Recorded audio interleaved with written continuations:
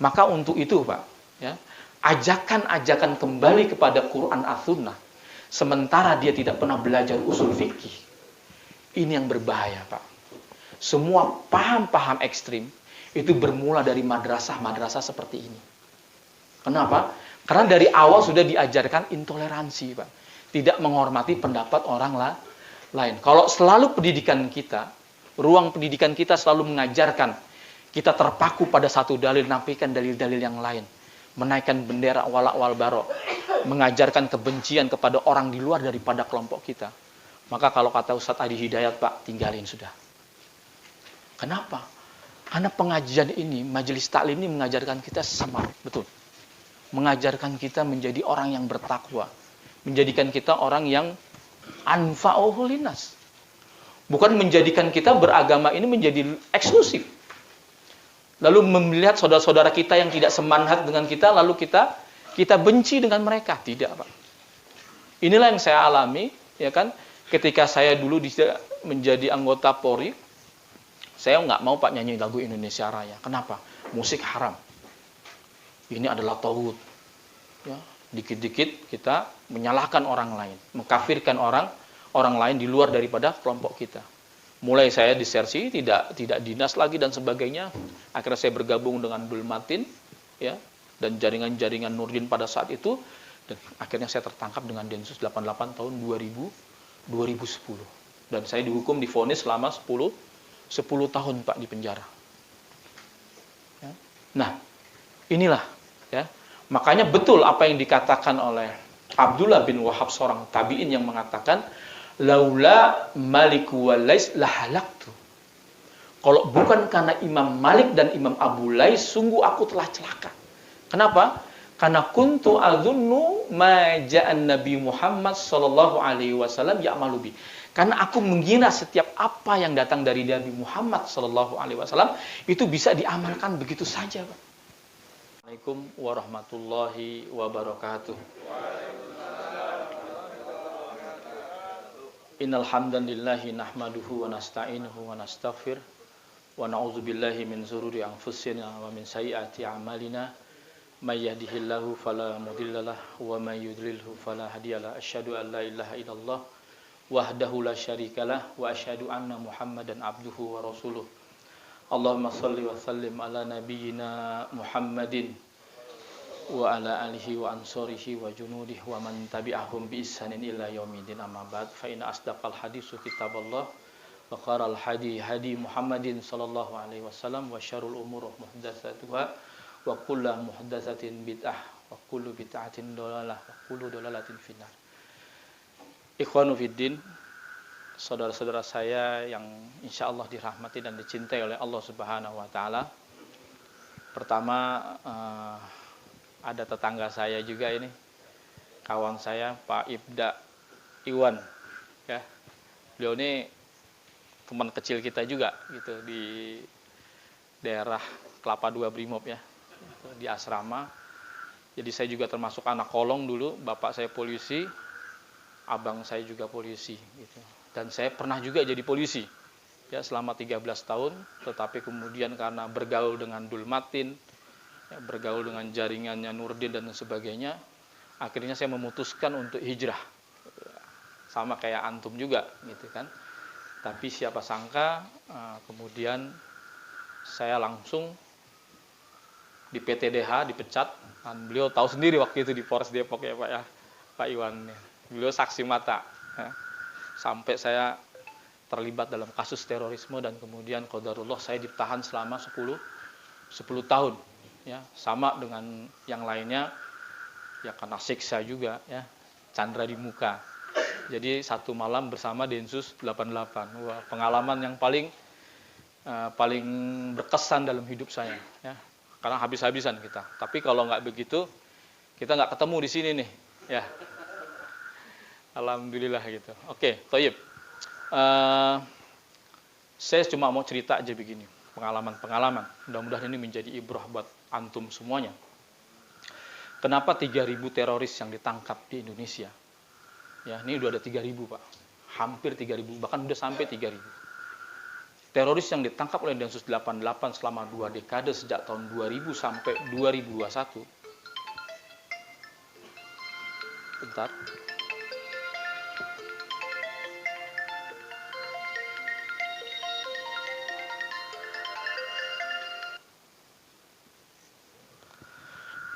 Sejak 2 dekade.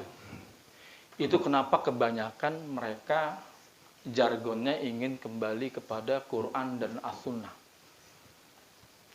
Ya. Apa nggak boleh, Ustaz? Boleh. Wajib kita kembali kepada Al-Quran dan As-Sunnah. Karena ini wasiat dari Rasulullah Sallallahu Alaihi Wasallam. Ma taraktu fikum amraini ma tamassaktum bihima lan tadilu abada kitaballah wa sunnatur rasul. Tidaklah aku tinggalkan kepada kalian yang mana kalian tidak akan pernah sesat selama-lamanya selama kita berpegang kepada Al-Quran dan As-Sunnah. Wajib kita, Pak. Hanya problemnya, masalahnya, siapakah yang bisa memahami Quran Sunnah tersebut?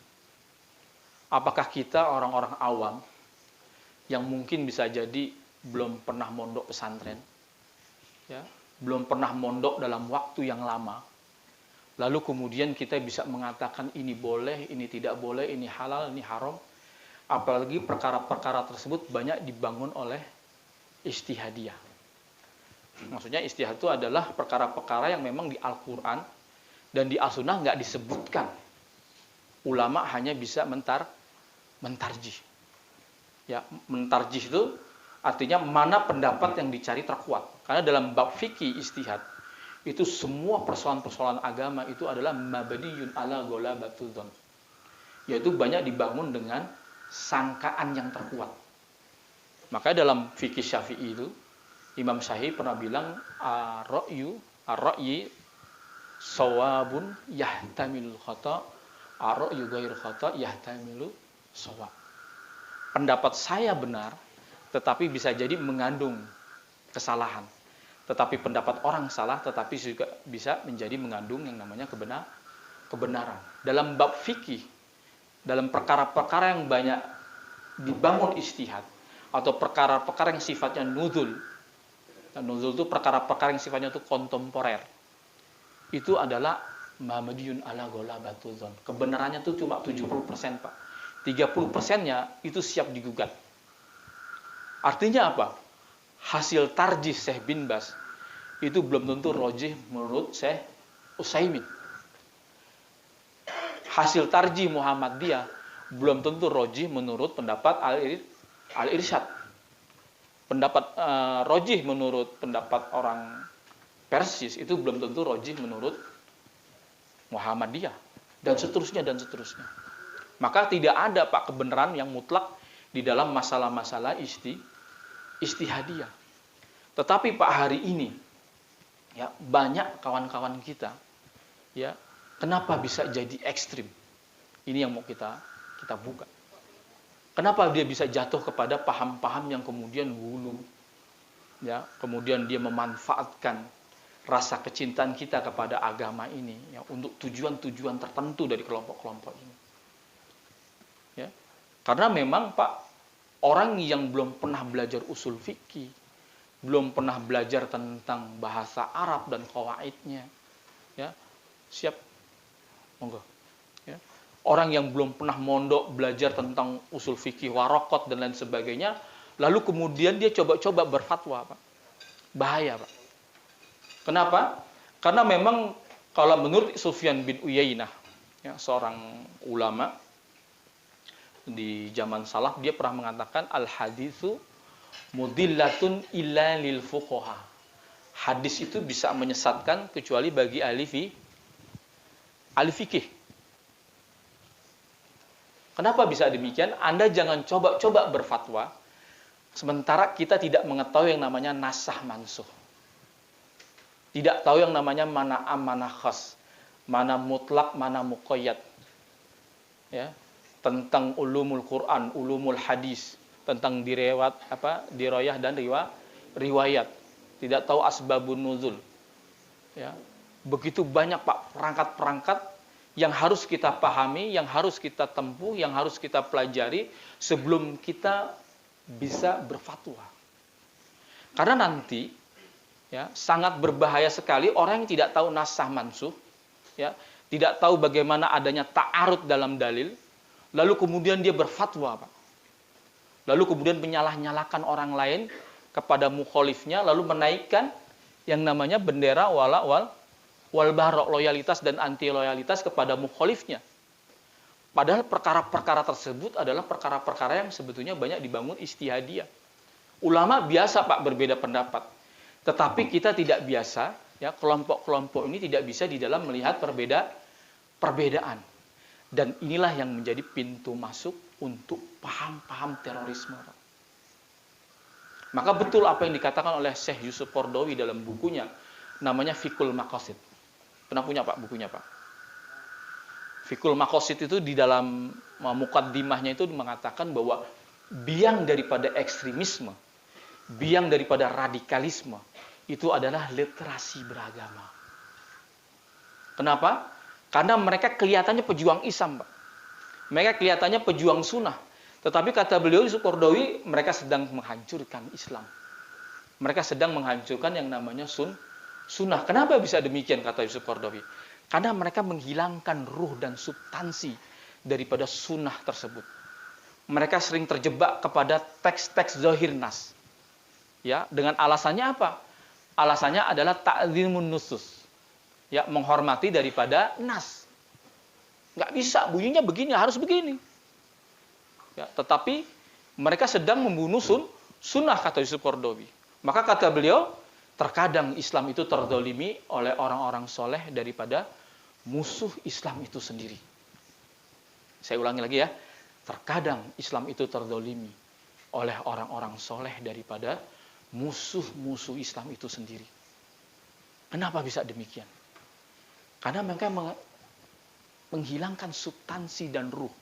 Mereka tidak bisa menangkap pesan-pesan daripada sunnah tersebut. Contohnya, ada hadis yang bersifat mutlak, Pak. Ini kita belajar ada mutlak, ada muqayyad, ya, dalam usul fikih disiplin. Ada hadis yang bersifat mutlak yang mengatakan ma asfala minal ka'bain minal izari fafinar. Ya, apa yang di bawah mata kakimu dari kain sarung kamu itu fafinar, ada di neraka. Ya. Ini hadis Muslim, ya, dengan nada yang sama ada juga di hadis Bukhari. Dari hadis ini bersifat mutlak. Dari hadis tersebut banyak meme yang bertebaran, Pak. Itu misalnya mengatakan ada neraka di bawah celanamu. Pernah dengar meme tersebut? Ada neraka di bawah kakimu. Akhirnya dari situ banyak komunitas kelompok daripada saudara-saudara kita itu pakai celana namanya celana cingkrang, ya. Tetapi ternyata memahami hadis ini nggak bisa satu sepihak, Pak. Perlu mengkomparasi, melihat hadis-hadis yang lain. Ternyata ada hadis yang mengatakan manjar thawbahu khuyala la yanzirillahi ilaihi yaumal qiyamah. Barang siapa yang mengulurkan kain sarungnya karena sombong, khuyala, maka Allah Subhanahu wa taala tidak akan melihatnya di hari kiamat. Ya. Hadis pertama bersifat mutlak. Tetapi hadis yang kedua di hadis Bukhari itu menyebutkan ilatnya. Lalu bagaimana cara memahami hadis tersebut?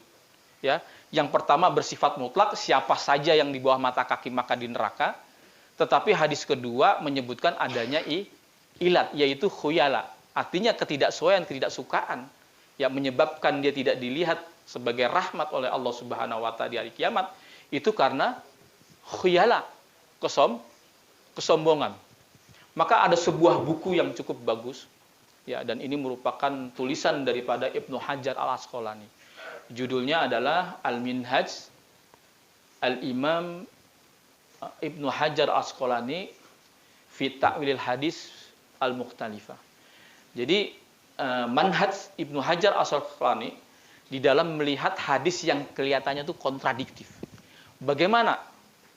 Maka kata beliau, kata Ibnu Hajar Al-Asqalani, bahwa hadis yang mempunyai ilat, hadis yang tidak menyebutkan ilat tadi, yang bersifat mutlak tadi, dia harus diikutkan dengan hadis yang mempunyai ilat, yaitu khuyala. Artinya apa? Artinya tidak mengapa, ya, selama dia tidak berbuat sombong. Dan ini sesuai dengan pesan dari dalam Al-Quran yang mengatakan wala yamshi fil ardi maroha. Ya, janganlah engkau berjalan di muka bumi ini karena sombong. Dan Allah tidak menyukai orang yang berbuat sombong. Nah, ini sesuai dengan apa yang di hadis Rasulullah yang panjang tadi, manjaro thawbahu khuyala, ya. Itu ternyata hadis ini ada terusannya, Pak. Maka Rasulullah itu ditanya oleh Abu Bakar, "Ya Rasulullah, sesungguhnya celanaku, sarungku ini suka melorot ke bawah."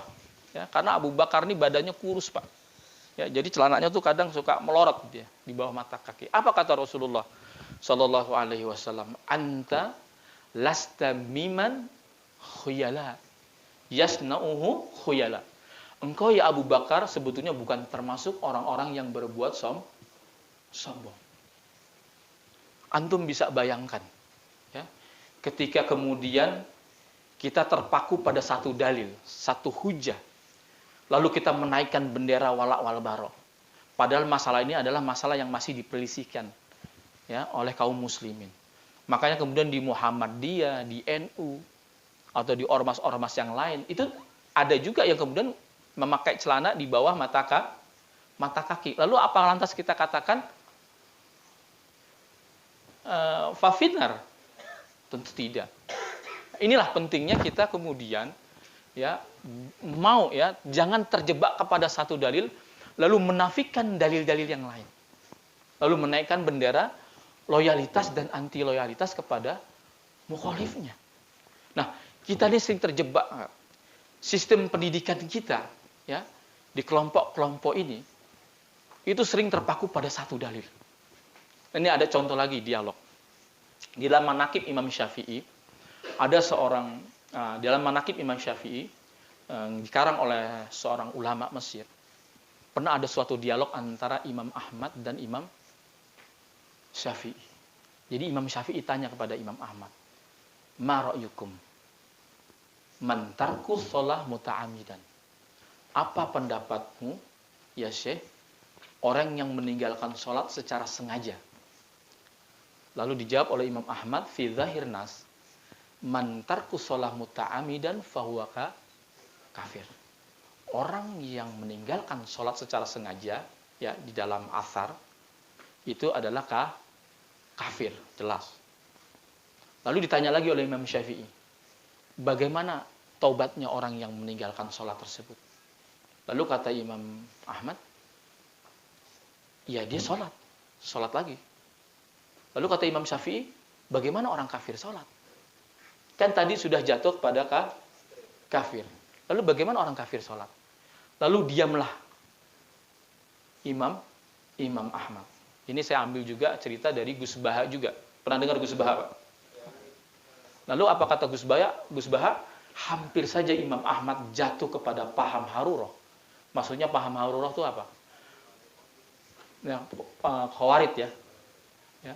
Hampir saja dia jatuh kepada paham Harurah karena menganggap bahwa dosa besar itu adalah kekafiran. Lalu dijelaskan oleh Imam Syafi'i bahwa orang yang meninggalkan sholat itu ada dua keadaan. Pertama adalah orang yang juhud, orang yang menolak syariat secara terang-terangan. Dia menentang syariat, maka dia dihukumi kafir. Karena sholat itu adalah perkara yang sifatnya maklum minaddin bid-darurah. Perkara-perkara yang dikenal, ya, perkara-perkara yang pokok, orang yang nggak sholat aja paham bahwa sholat itu adalah kewajiban. Adapun yang kedua, dia tidak dihukumi kafir karena apa? Karena dia lalai, mutaakhiran, suka terlambat. Ya, orang tersebut suka kesibukannya menjadikan dia lalai dengan sholatnya. Tapi dia tahu kewajiban. Ya, dan ini tidak dihukumi kafir. Maka untuk itu, Pak, ya, ajakan kembali kepada Quran as-Sunnah, sementara dia tidak pernah belajar usul fikih. Ini yang berbahaya, Pak. Semua paham-paham ekstrim itu bermula dari madrasah-madrasah seperti ini. Kenapa? Karena dari awal sudah diajarkan intoleransi, Pak. Tidak menghormati pendapat orang lain. Kalau selalu pendidikan kita, ruang pendidikan kita selalu mengajarkan kita terpaku pada satu dalil, nafikan dalil-dalil yang lain. Menaikkan bendera wala wal bara, mengajarkan kebencian kepada orang di luar daripada kelompok kita. Maka kalau kata Ustadz Adi Hidayat, Pak, tinggalin sudah. Kenapa? Karena pengajian ini, majelis taklim ini mengajarkan kita samar, betul. Mengajarkan kita menjadi orang yang bertakwa, menjadikan kita orang yang anfa'uhu linnas. Bukan menjadikan kita beragama ini menjadi eksklusif. Lalu melihat saudara-saudara kita yang tidak semanhat dengan kita, lalu kita benci dengan mereka. Tidak, Pak.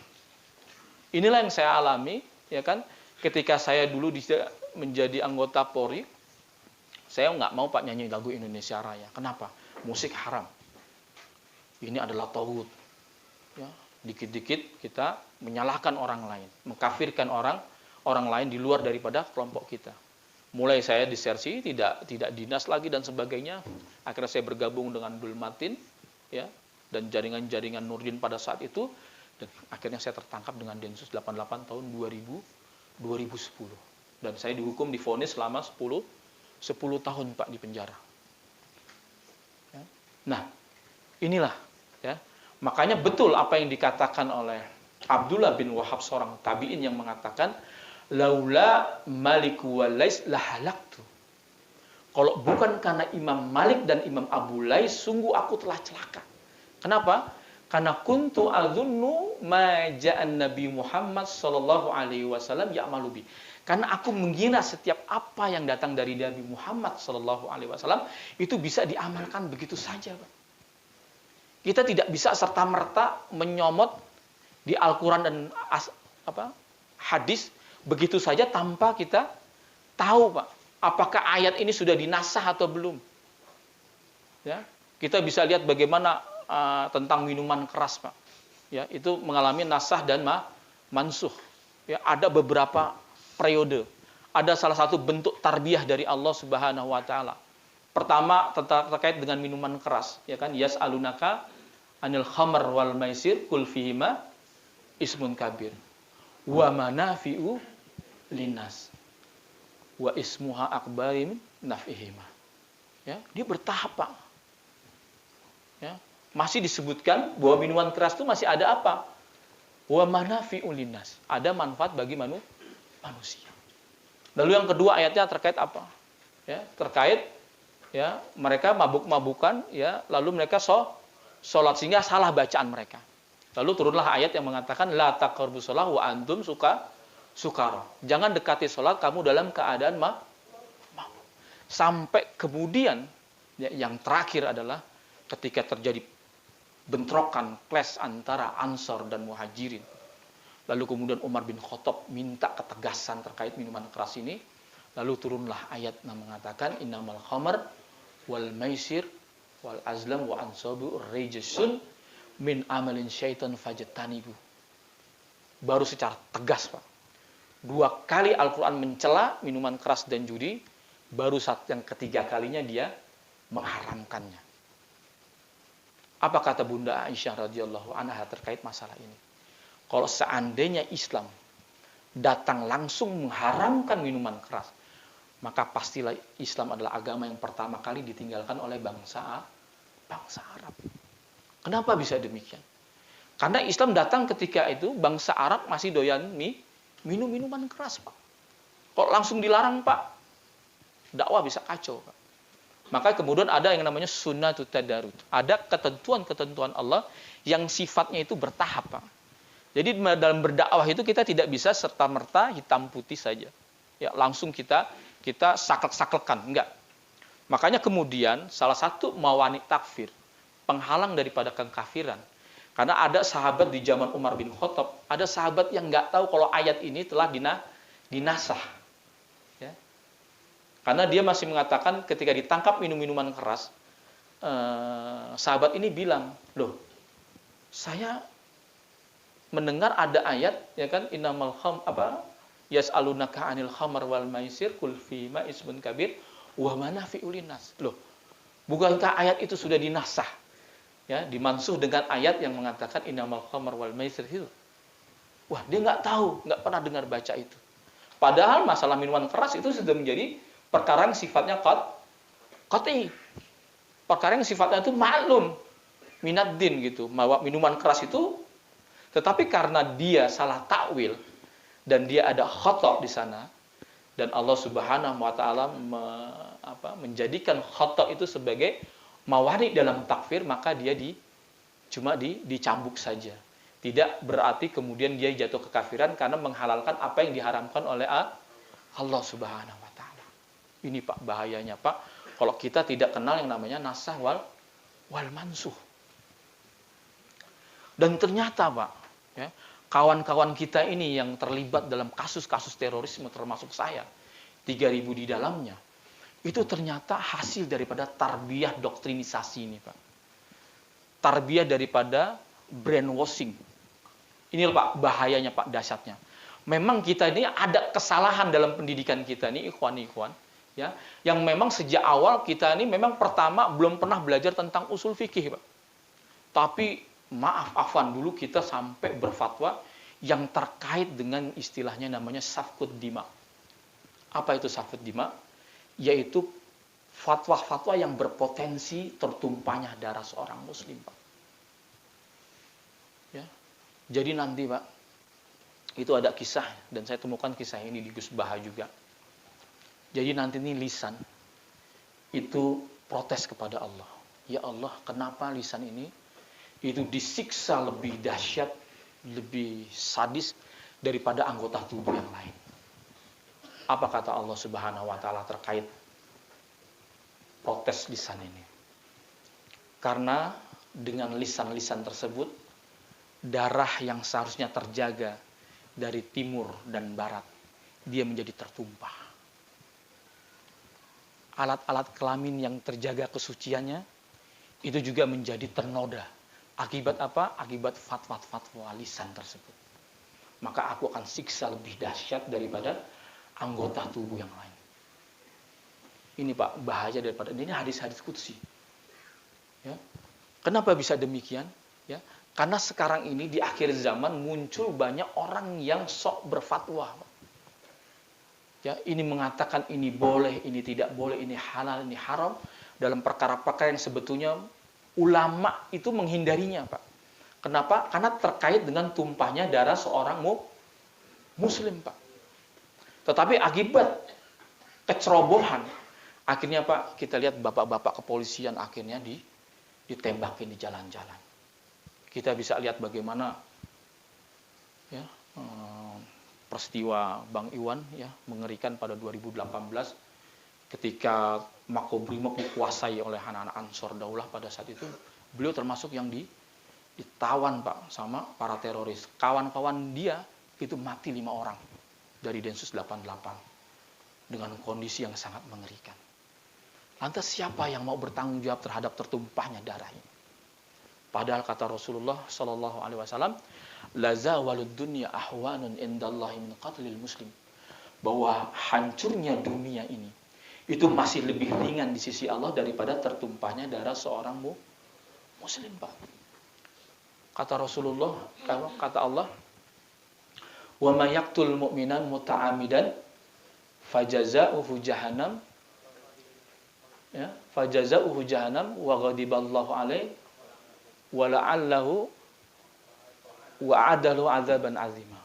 Ya, barang siapa yang membunuh muslim mukmin secara sengaja muta'ammidan, ya, maka Allah murka, Allah marah, dan Allah laknat dia, dan Allah persiapkan dia neraka jahanam, ya, khalidan fiha, dan dia tinggal selama-lamanya. Karena Pak, orang Pak ya membunuh itu punya 3 dosa Pak. Pertama, dosa kepada Allah Subhanahu wa taala. Karena yang berhak membunuh itu hanyalah Allah. Yang kedua, dosa kepada ahli waris, Pak.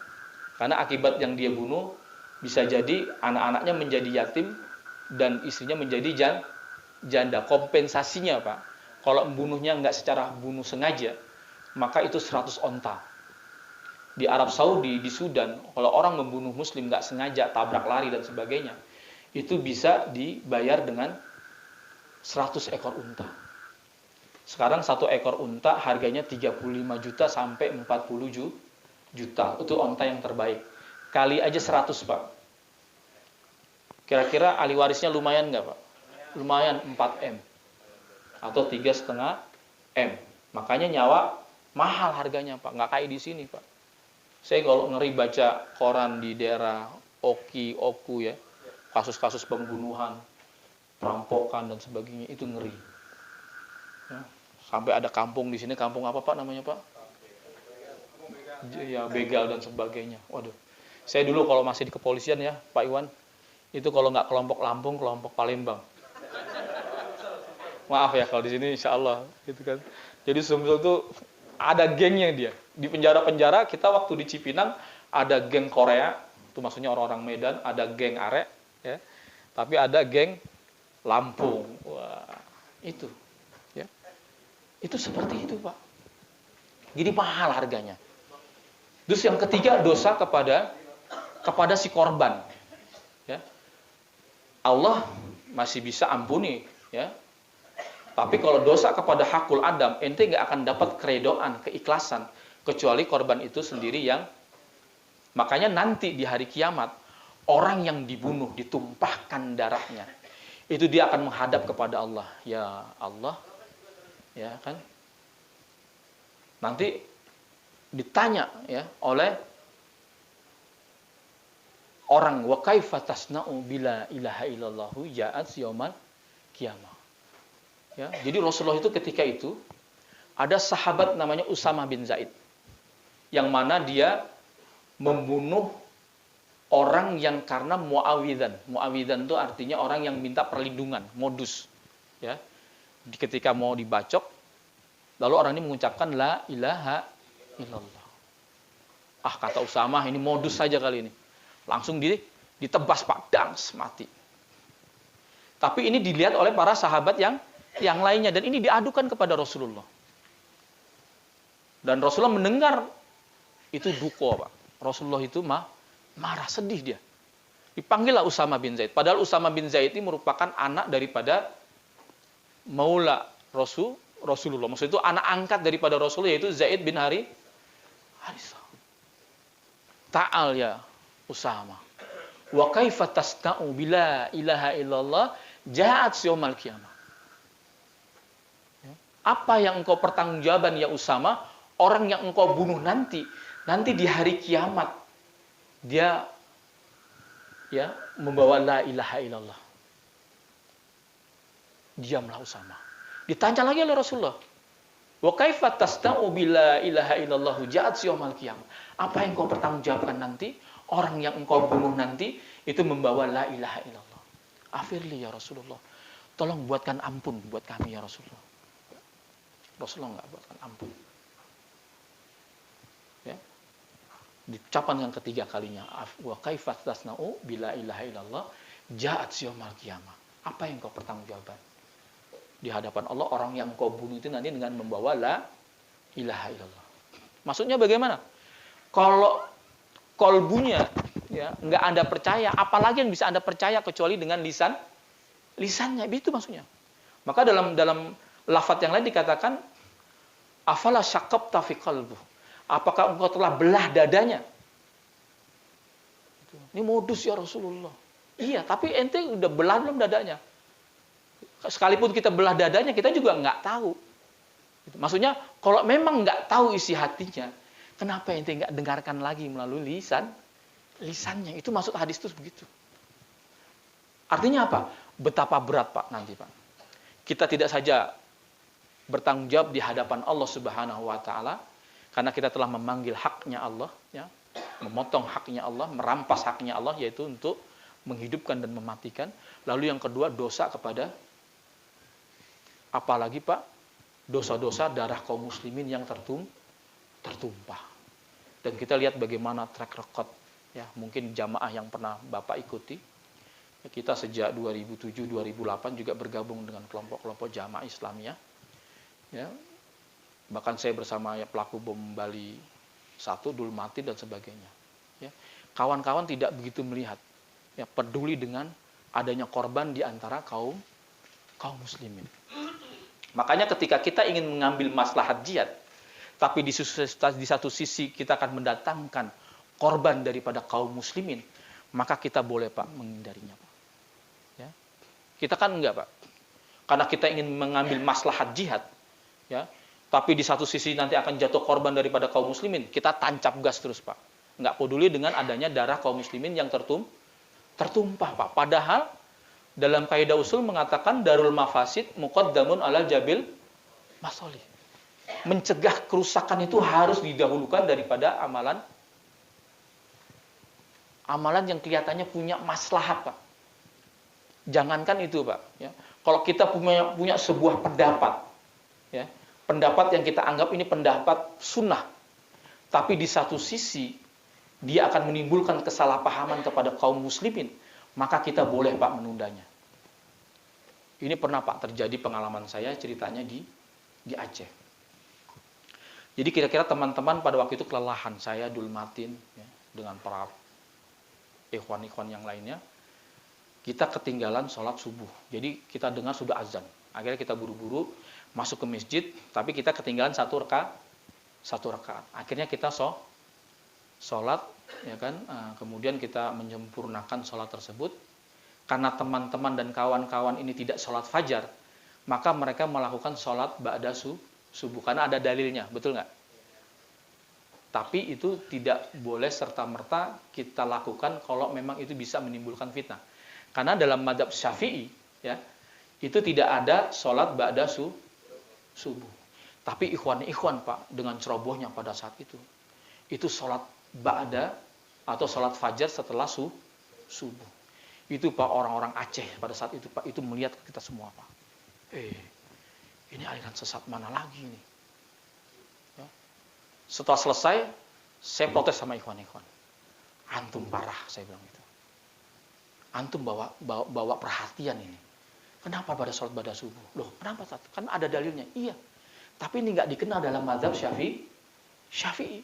Walaupun hadis itu sahih, tapi nggak dikenal oleh mazhab Syafi'i. Jadi bagaimana? Pasti kita akan jadi perhatian. Karena kita ini bawa DPO bom Bali semua Pak. Yang kita bawa ini para DPO Pak Mabes Polri Pak. Itu kalau kita sering berkeliaran di luar, apalagi sampai menimbulkan perhatian, berarti amniah kita nih, ya, security kita nih payah Pak. Ya, ternyata betul Pak. 2 hari setelah itu kegiatan kita mulai ramai dibicarakan oleh warga setempat. Makanya kemudian Pak, ada sebuah kaidah dalam dakwah yang mengatakan maslahatu ta'liful qulub aula min fi'lin mustahabat. Bahwa maslahat menjaga perasaan kaum muslimin itu harus didahulukan daripada amalan sunnah. Daripada amalan sunnah.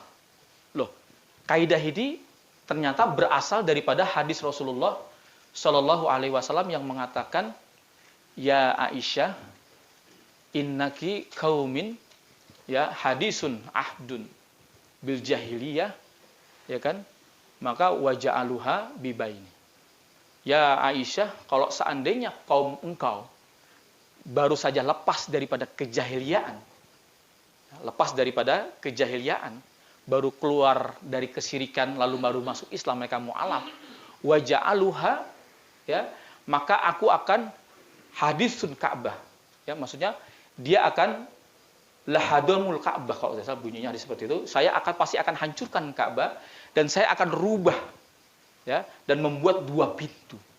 Kata Rasul, saya akan merenovasi dan akan membuatkan 2 pintu karena takut Rasulullah ini akan membawa fitnah daripada kaum muslimin. Karena kaum muslimin baru masuk Islam, maka ini ditunda, Pak. Karena yang namanya mustahab itu adalah perbuatan sunnah yang sifatnya tidak sering dilakukan oleh Rasulullah. Berbeda dengan nadab atau sunnah. Ada namanya tatawu, ada yang namanya istihab. Nah, ini ada dalam bab-bab usul fikih ini, masuk dalam bab-bab seperti ini. Gitu. Nah, Makanya kemudian kita nih jangan pernah Pak, dakwah kita ini senantiasa menyelisihi daripada kaum muslimin Pak, jumhur kaum muslimin Pak. Faktanya yang ada, kenapa jihad kita ini nggak pernah menang Pak? Karena kita banyak menyelisih daripada kaum muslimin. Padahal kata Rasulullah, beliau pernah mengatakan dalam sebuah hadis adalah khatibunas ala qadri biukulihim. Bergaulah dengan manusia, berinteraksilah dengan manusia sesuai dengan kadar intelektualitas mereka. Ya. Maka Rasulullah itu kalau berbicara dengan satu kaum, dia akan berbicara dengan dialek kaum tersebut. Kenapa? Biar dia terlihat akrab, Pak. Biar dia bisa menaklukkan yang namanya ta'liful qulub, ya, agar hati-hati manusia itu tunduk, Pak. Dengan apa? Dengan lisan Rasulullah sallallahu alaihi wasallam. Ya, tidak tasyadud, tidak ekstrim. Makanya dakwah kita ini kadang resisten dengan masyarakat kita karena dalam akidah, dalam segi fikih kita banyak menyelisih daripada kaum muslimin kebanyakan, Pak. Pernah Pak ada sebuah kisah seorang thalabul ilmi. Dia seorang thalabul ilmi yang belajar ke negeri Syam. Dia berasal dari kota Tarim yang bermazhabkan Syafi'i. Sampai kemudian dia ketemu dengan seorang syekh yang dia kagumi. Ya syekh, sesungguhnya saya ingin belajar sama engkau. Nanti dulu, kamu dari mana? Saya dari Tarim. Loh, bukannya Tarim ini bermazhabkan mazhab Syafi'i? Ya. Tapi saya ingin belajar dengan engkau. Jangan belajar dengan saya. Kecuali dalam ilmu-ilmu tertentu yang disepakati dalam mazhab. Nanti saya akan rekomendasi, saya akan berikan tazkiyah kepada orang-orang yang memang sama dengan mazhab kalian di tempat kalian. Enggak, Syekh. Saya ingin belajar sama antum. Jangan. Ya. Kalau kamu belajar dengan saya, pertama, kamu pulang pasti buat gaduh. Kenapa? Karena yang Syekh ini itu bermadzhabkan kepada Imam Ahmad. Bagaimana mungkin dia belajar fikih, belajar akidah kepada Imam Ahmad, ya? Lalu kemudian dia bawa ke daerah Tarim yang mazhabnya banyakkan adalah mazhab Syafi'i, Pak. Ya. Yang kedua, tidak ada teman diskusi. Ya, sudah buat gaduh, mendapatkan mengambil banyak pendapat-pendapat yang sifatnya syudud, ya, nyeleneh dan syad yang asing. Ya, karena nggak dikenal dalam mazhab Syafi'i. Yang kedua, kamu akan nggak ada teman diskusi. Kenapa? Kawan-kawan kamu di sana semua kebanyakan mazhab Syafi'i. Inilah Pak rahasia Pak. Kenapa kegagalan jihad CIS-nya? Jihad di Suriah. Kegagalan jihad di Libya, di Aljazair. Itu karena paham-paham takfiri, Pak. Ya. Yang kemudian kelompok-kelompok yang banyak menyelisih daripada kaum muslimin setempat, Pak. Akhirnya apa, Pak? Dia terkena penyakit yang namanya hubu tamayus, yaitu penyakit yang ingin tampil beda, Pak. Seakan-akan kalau kita sudah menyelisih kaum muslimin, itu sudah ada jaminan kita sudah pasti benar.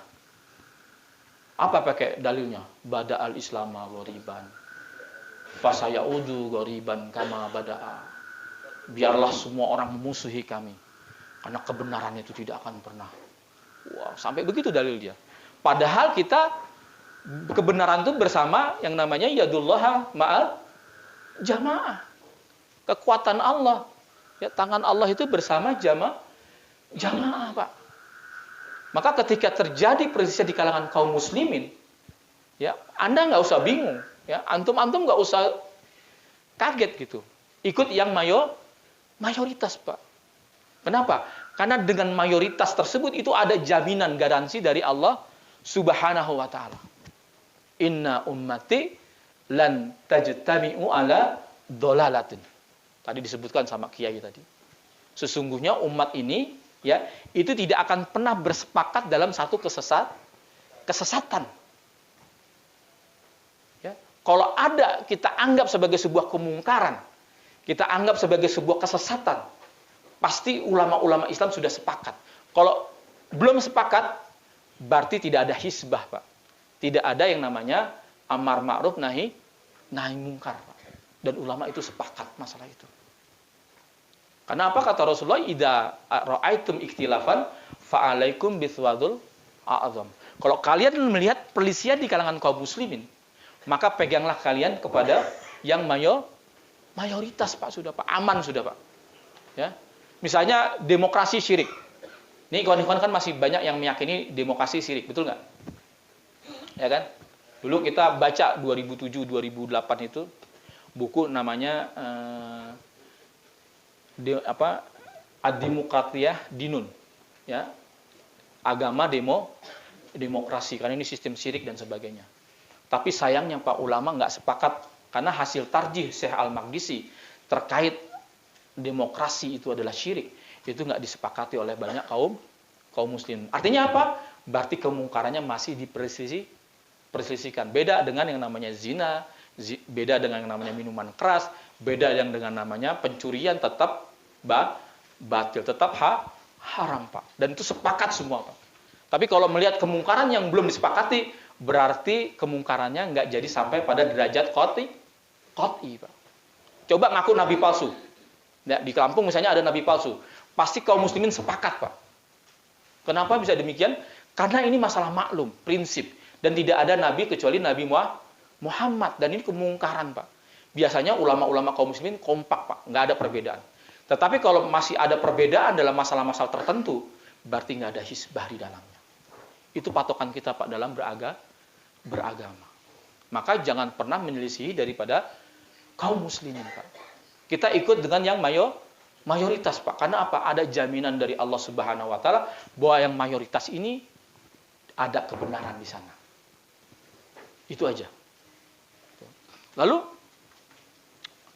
bagaimana dengan pendapat-pendapat yang ekstrim? Jadi kalau kata ulama Timur Tengah, ya, di daerah Maroko itu mengatakan salah satu tanzim Al-Qaeda itu pernah mengeluarkan sebuah koreksi kepada kelompok-kelompok ISIS dan sebagainya. Kenapa orang bisa jadi ekstrim? Kata beliau adalah junuhun ittakhadhu aqwalu mutasyaddidah. Mereka cenderung kepada pendapat-pendapat yang ekstrim. Jadi kalau ada pendapat, mana pendapat, ya, dia pasti milih yang ekstrim, pendapat yang tasyadud. Makanya ulama-ulama kaum muslimin tuh Pak, itu kalau dihadapkan dalam perkara-perkara istihadiyah yang banyak dibangun istihadiyah, dia selalu mengatakan begini Pak, aqwalu fihi. Di dalamnya terdapat beberapa pendapat-pendapat. Pendapat A yang mengatakan adalah haram. Ini dianut oleh ulama-ulama Saudi, ulama-ulama Yaman sebagian, ya. Yang kedua, pendapat yang mengatakan ini makruh. Ini banyak dianut oleh kelompok-kelompok Aswaja. Ya kan? Karena pendapat ini adalah pendapat begini. Lalu pendapat yang ketiga itu adalah pendapat yang membolehkannya. Alasannya adalah begini. Lalu dia mengatakan adzunnu kadza, saya menyangkanya, atau ar-ra'yu kadza, saya berpendapat, atau darastu hadza, saya pelajari, itu adalah ini. Wallahu a'lam. Kenapa ditutup dengan wallahu a'lam Pak? Karena dia nggak tahu jawaban yang presisi benar itu kecuali hanya Allah. Dia hanya mentarjih, mengkomparasi. Dia masih mengatakan ada potensi salah. Maka dia tutup dengan wallahu alam. Karena wallahu alam itu juga sebagian daripada ilmu Pak. Jadi tidak ada kebenaran yang mutlak dalam masalah-masalah yang banyak dibangun istihadiyah.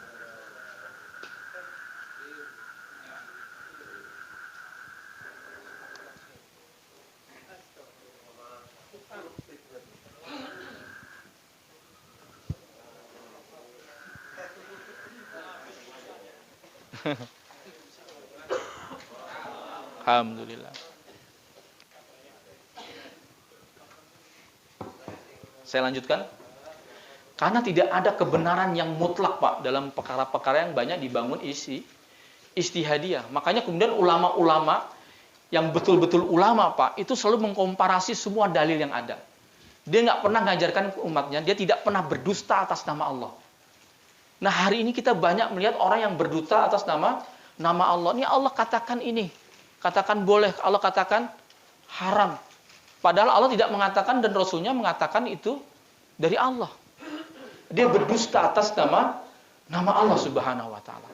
Wa man azlama mimma mis'ara 'alallahil kadziba.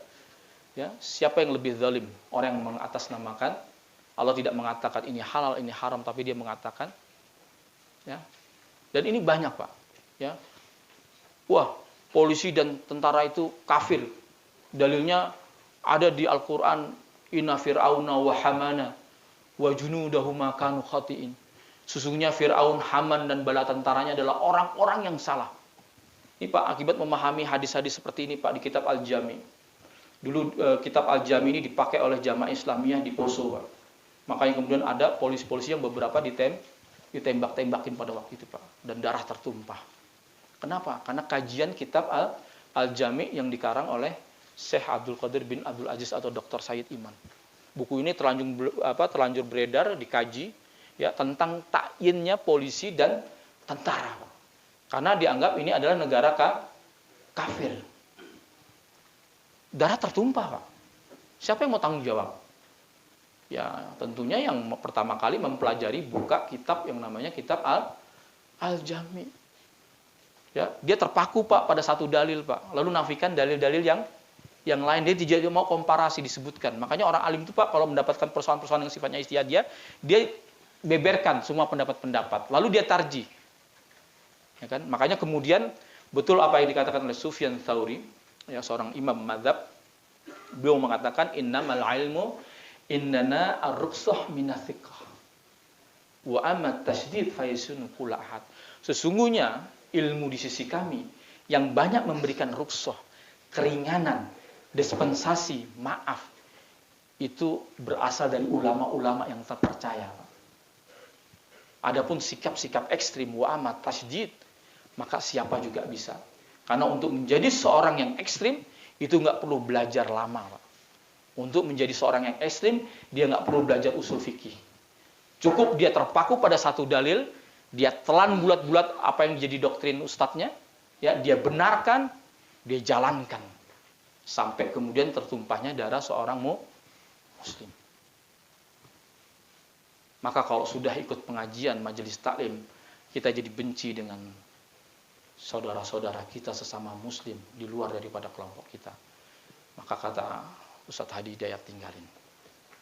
Karena beragama ini menjadi kita lebih baik, bukan menjadi lebih buruk. Ya, menjadi bermasalah kehidupan sosial dia. Ya, lebih menjadi troublemaker di tengah masyarakat. Kita memprovokasi masyarakat untuk kemudian apa? Untuk memberontak, menumpahkan darah, Pak. Kita lihat bagaimana tragedi-tragedi yang ada di Syam hari ini. Ya, paham-paham takfir yang begitu merajalela. Bahkan ada seorang Syekh Ramadan Al-Buti, ya, yang kemudian ketika sedang mengisi majelis taklim dia bom Pak di situ Pak. Oleh kelompok mana Pak? Dulu belum ada ISIS Pak. Mereka masih bergabung dengan kelompok-kelompok seperti Jabhatun Nusrah dan sebagainya. Ini sangat kita sayangkan Pak. Tidak semestinya masjid tempat di mana ada majelis taklim dia pasangi bom bunuh diri Pak. Dan ini juga terjadi di Raudhah, Masjid Raudhah di Mesir Pak 2017. Bapak bisa lihat klik di Google. Masjid Raudhah Mesir, Sinai. Itu terjadi pembantaian Pak 350. Ya, ada yang mengatakan 305 orang jamaah sholat Jumat yang dibantai Pak di masjid. Lalu yang membunuh ini, yang mengebom ini, dia bilang wallahi hadhil ghazwatul mubarakah qatlun salah satu wa khamsin ya min sahawatu murtad wa ubatul kubur. Demi Allah, ini adalah perang yang barokah katanya. Telah terbunuh 350 orang ya daripada jamaah sahawatu murtad. Ya, sahawatu murtad itu buat orang-orang kelompok-kelompok yang jatuh pada kemurtadan, Pak, walaupun dia agamanya Islam. Dan ubadul kubur. Ubadul kubur itu siapa, Pak?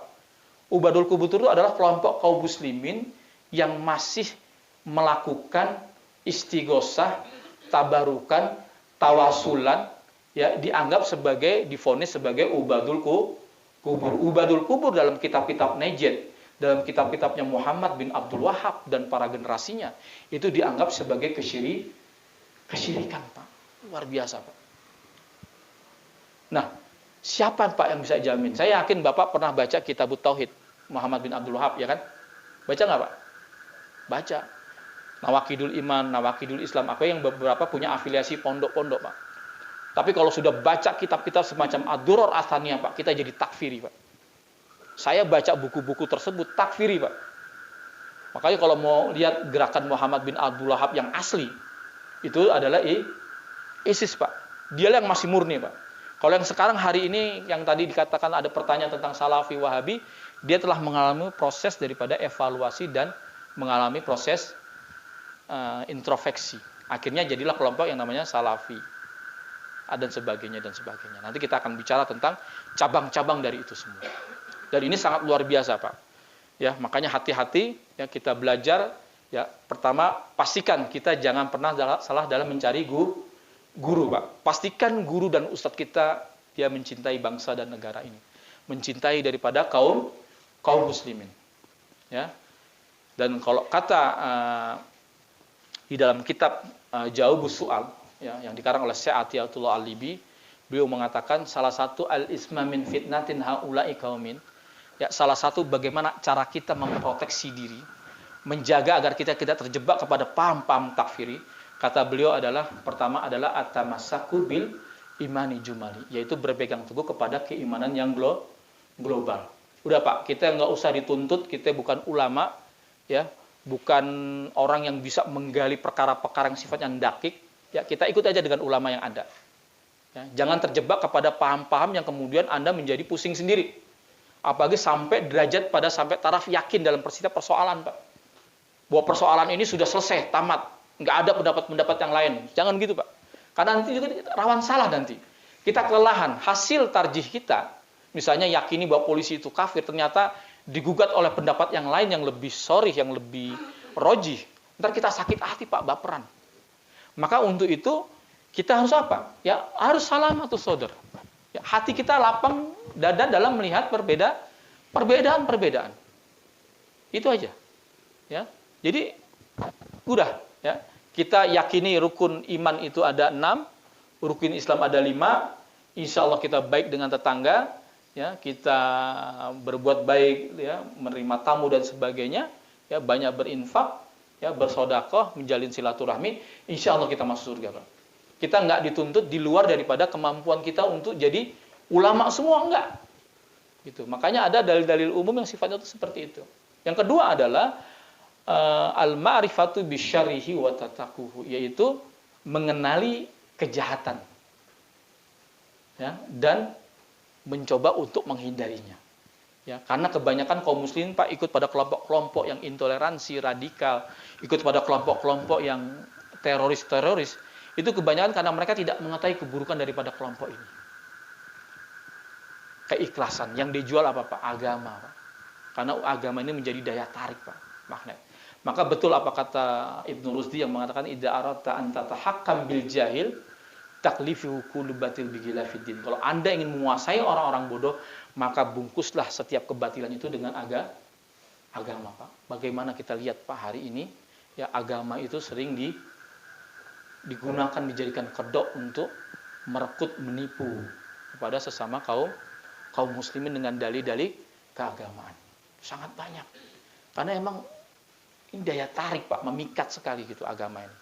Maka pastikan guru kita guru yang baik. Yang ketiga, yang terakhir adalah ma'rifati fi usulid dhalal. Ya, kita berkumpul di sini ya, itu dalam rangka untuk mengenali daripada pokok-pokok kesesatan daripada kelompok-kelompok yang mengkaping kebenaran ini. Karena kita bisa lihat ya, kawan-kawan ya, karena dibawakan dalil-dalil keagamaan seringkali tidak kuasa, Pak, dalam menolak. Apalagi yang dibawakan adalah petikan daripada ayat-ayat Al-Qur'an. Enggak mungkin, Ustaz. Salah, Ustaz. Ya, kita nggak mungkin menolak Al-Quran dan As-Sunnah. Iya, betul, Al-Quran Sunnahnya nggak salah. Tapi yang membawakannya inilah dia mempunyai hidden agenda. Dia punya kepentingan politik. Ada kepentingan-kepentingan duniawi yang kemudian memanfaatkan kecintaan kita kepada agama, memanfaatkan cinta kita kepada Allah dan Rasulnya demi untuk kepentingan kelompok-kelompok ini. Itu mungkin ya dari saya. Kita buka dialog tanya jawab. Saya lihat mulai ada yang ngantuk. Insya Allah ya kita sudahi, kita mulai session tanya jawab. Demikian dari saya, kurang lebihnya mohon maaf. Billahi taufiq wal hidayah. Wassalamualaikum warahmatullahi wabarakatuh. Waalaikumsalam warahmatullahi wabarakatuh. Terima kasih Pak Ustadz Sufyan Tsauri. Begitu banyak yang beliau sampaikan, bapak-bapak. Ya, daging semua isinya, Pak. Mulai dari awal sampai dengan akhir. Kemudian tadi ada yang saya catat Pak, beliau berkata sampai beberapa kali bahwa kalau kita belajar agama, kemudian kita menjadi eksklusif, kita ikut pengajian, kemudian kita menjadi merasa paling benar sendiri, maka tinggalkan pengajian itu. Kita cari guru lain yang membuat kita lebih dekat kepada Allah, juga lebih sayang kepada sesama. Begitu Pak Ustadz ya. Iya. Baik, untuk sesi kali ini kita buka kesempatan 3 pertanyaan Pak, silakan yang ingin bertanya tentang mungkin apa yang tadi disampaikan boleh disampaikan kembali kalau ada yang kurang jelas, atau ada yang mungkin ingin mendengar Pak bagaimana kisah seorang Bapak Ustadz Sufyan Al-Thawri mulai bergabung di Polri, kemudian sampai dengan menjalani proses 10 tahun ya, sampai keluar dan sampai ada di titik ini. Mungkin kita ada yang ingin mendengar, silakan. Bisa ditanyakan langsung kepada narasumber kita ya saat ini. Silakan Mbak. 3 penanya mungkin. Bapak, Masya Allah. Ya. Silakan Mbak. Waalaikumsalam warahmatullahi wabarakatuh. Bicara yang sudah ini Ustaz, Ya. terkait dengan ilmu. Jadi tadi Ustaz menyinggung bahwa kita tidak boleh bercontoh mengajarkan membaca Al-Quran yang al-sunnah ya. Kalaulah tidak dilengkapi dengan dalil yang lengkap ya, tidak hanya dalil ya. Nah, karena dalam kenyataannya kan juga banyak pemahaman seperti itu sehingga berdampak kali-kali sampai ditangkap 3.000 orang, belum lagi ada di luaran banyak sekali. Ini akan menyangkut dengan sistem pendidikan. Seolah-olah sistem pendidikan di Indonesia ini salah atau kurang pas gitu ya. Terbukti dengan menyebabkan yang seperti itu. Nah, kita ini orang awam, bukan urusan masyarakat ya. Pasti dia memahami seperti itu. Ya. Bisa cuma mengikut dan mengikut gitu kan. Ya, artinya bagaimana sistem pendidikan yang baik itu seperti apa menurut Ustaz di Indonesia ya. Supaya tidak terjadi seperti ini. Doktrin satu dalil tidak terjadi. Ya, tetap dan menjaga dengan banyak dalil misalnya. Tapi Ustaz yang di luar sana tidak semuanya seperti itu kan. Iya. Nah, ini kan problematik tersendiri di Indonesia. Jadi menyangkut tentang sistem pendidikan nasional tentang agama Islam ini. Sehingga yang benar yang seperti apa Ustaz? Itu yang pertama. Yang kedua kita tadi lebih dulu kata disebut tentang demokrasi gitu ya. Ya. Kita juga menganggap bahwa kebenaran datang dari Allah. Allah yang mencari gitu ya. Misalnya kita Ali Imran 60 misalnya gitu. Tapi bagaimana kita mendudukan pesan itu di lapangan seperti itu. Bukan kebenaran datang dari Allah, bukan dari orang banyak gitu. Ya. Tapi di lapangan kita bingung kan gitu. Mendudukan persoalan itu. Ya. Kadang-kadang tidak semudah itu. Nah ini gimana mau pendidikan kita? Ya kalau. Masih ada Pak? Ya, dah. Assalamualaikum warahmatullahi wabarakatuh. Waalaikumsalam warahmatullahi wabarakatuh. Saya mulai baca tulisan Ustaz ini dari akunnya Depok Software, Pak. Oh iya iya, betul betul. Sudah agak lama. Ah, iya iya. Sekarang ini yang agak panas itu yang mungkin agak usah disatukan, saling klaim tentang aswaja di Ya. kalangan Asy'ariyah Ya. dengan Wahabita ini kalau sekarang istilahnya. Iya. Nah ini kayaknya sudah saling ada yang klaim ini sudah simak kafir, kemudian ini ahli kalam sesat. Gitu. Nah ini kalau terus begini kan agak sulit untuk satu. Nah kalau kita tuh mandangnya gimana ini? Ya. Tentang pertarungan dua kubu. Ya ya. Siap. Satu lagi mungkin Pak? Satu lagi. Wah, Masya Allah. Bapak, silakan Bapak dulu.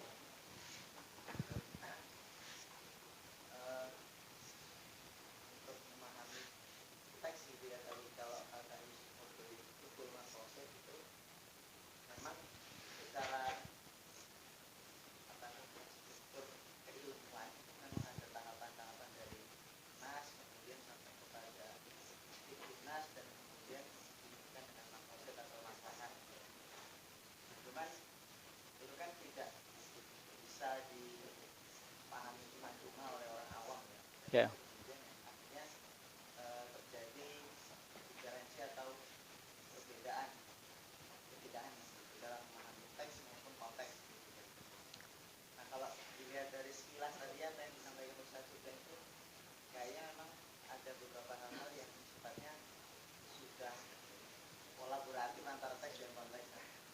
tapi kalau dilihat dari backgroundnya kan dari Polri ya. Kemudian saya simpel nanyanya nih, kira-kira gimana belajarnya? Tadi MC udah ngasih apa namanya? Ngasih sinyal. Ya. Belum ada yang nanya, saya tak tanyakan aja. Ya. Kira-kira gimana? Ini senaten aja terus gimana? Oh, Kalau ya. di sosmed tuh kayaknya bikin asal ini gimana? Oh iya. Betul. Kayak gitu aja lah. Siap. Simpel-simpel tapi yakin mudah-mudahan. Iya, ya. Iya. Baik, terima kasih. Sesi pertama mungkin kita cukup dulu Pak ya. Nanti kalau masih ada waktu Pak bisa dilanjut. Mungkin bisa langsung dijawab Ustaz. Silakan. Iya. Jadi yang pertama tadi ya terkait dengan Al-Quran dan As-Sunnah. Kira-kira memang sistem seperti apa gitu. Kalau nggak salah seperti itu Pak ya tadi ya.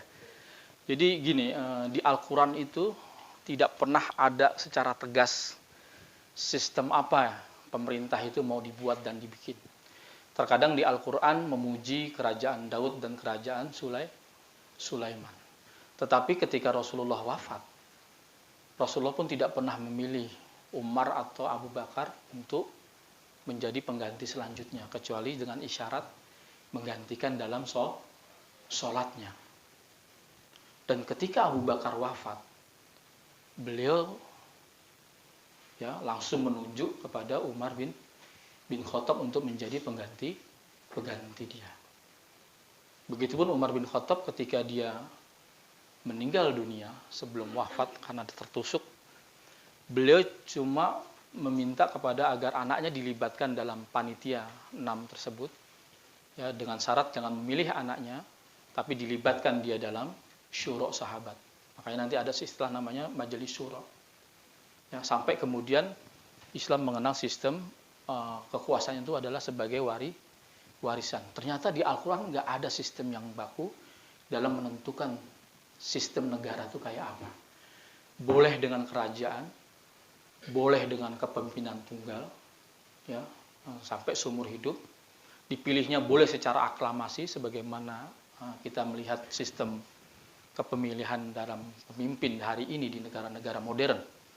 Gitu. Nah inilah yang kemudian kenapa bisa demikian. Allah tidak memasukkan dalam bab-bab fikih bahwa urusan khilafah, kepemimpinan itu tidak pernah masuk kepada bab akidah. Karena ini rawan penyimpangan, Pak.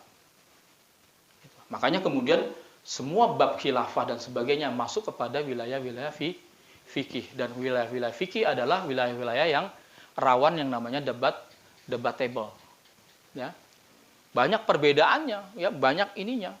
Ya, pernak-perniknya, sistemnya dan sebagainya. Kalau itu dimasukin kepada bab-bab akidah sebagaimana orang-orang Syiah yang menganggap bahwa imamah itu adalah bagian daripada akidah. Kita kayak Syiah jadinya. Makanya kemudian dalam kitab-kitab Al-Kam Sultaniyah dan sebagainya, itu kita tuh cuma hanya diperintahkan untuk, tadi betul apa dikatakan Pak Yai, nggak ada perintah untuk mendirikan khilafah. Memang betul. Yang ada adalah iqamat, mendirikan agama. Itu yang ada menegakkan agama. Terserah mau pemimpinnya siapa, mau presiden, mau sistem kerajaan, mau sistem apa, yang penting hukum-hukum Allah terrealisasi tegak. Makanya hari ini Pak, kalau ada yang mau mengklaim khilafah, itu pasti Allah nggak ridho. Kenapa bisa demikian? Karena memang fase hari ini adalah masih fase yang namanya mulkan al-adhan. Kan ada tuh periodisasi umat Islam. Pertama, ala min hajin nubuwah, summa idza ayarfa'a. Kemudian selesai, berakhir, lalu muncul yang namanya mulkan khilafah ar-rasyidin, ya, yang mendapatkan petunjuk. Lalu setelah itu yang ketiga adalah mulkan adem, kerajaan yang menggigit. Baru mulkan jabarian. Baru nanti namanya khilafah ala min hajin nubuwah. Nah, ini kita jangan sampai offset, Pak.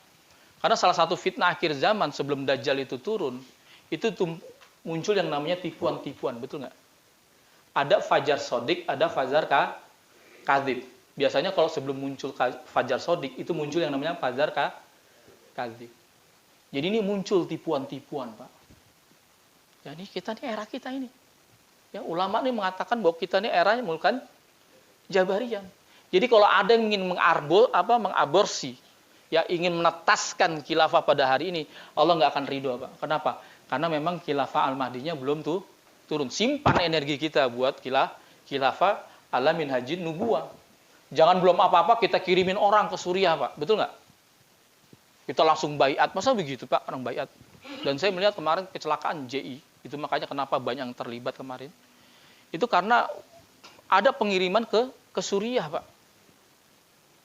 Ya, untuk nyeleksi, untuk baiat dan sebagainya. Akhirnya karena sudah jadi organisasi teroris, kena semua, Pak. Inilah pentingnya kita juga sebetulnya membaca hukum agar kita tidak terkena jeratan-jeratan seperti itu. Nah, jadi memang sebelum munculnya Fajar Shadiq, kita akan mendapatkan yang namanya Fajar Kadhib, tipuan-tipuan. Kita sedang menyongsong Fajar Islam, Pak. Simpan energi itu, simpan tenaga itu untuk yang betul-betul nanti Al-Mahdi. Ya, dalam menghadapi Dajjal. Jangan sampai nanti antum ketika Al-Mahdi turun, Dajjal sudah turun, banyak merusak, kita sedang tergeletak lemah di tempat tidur kita. Kita sedang ada di penjara. Nggak bisa berkontribusi, kita cuma dengar saja di penjara. Ya, na'udzubillah min dzalik. Ya, rawat energi itu. Ya. Jangan sampai kemudian kita habiskan energi tersebut untuk sesuatu hal-hal yang nggak penting. Ya, kan kadang ikhwan-ikhwan itu begitu. Ya, makanya setiap perkara-perkara yang sebetulnya banyak dibangun ijtihad itu diklaim sebagai perkara-perkara usuli. Akhirnya apa? Blunder semuanya. Itu ya. Terus yang kedua, pertanyaan kedua adalah terkait banyaknya orang. Ada yang mengatakan aksarunas la yashkurun, gitu ya. Banyaknya manusia itu orang nggak bersyukur. Kebanyakan manusia tidak beriman. Walaupun demikian ada di dalam Al-Quran terkait orang banyak itu bukan standar sebuah kebenaran. Tetapi juga banyaknya orang juga menentukan sebuah kebenaran. Maka dalam usul fikih ada yang namanya ijma. Ijma ini termasuk dalil yang disepakati oleh ulama kaum muslimin sebagai sebuah dalil.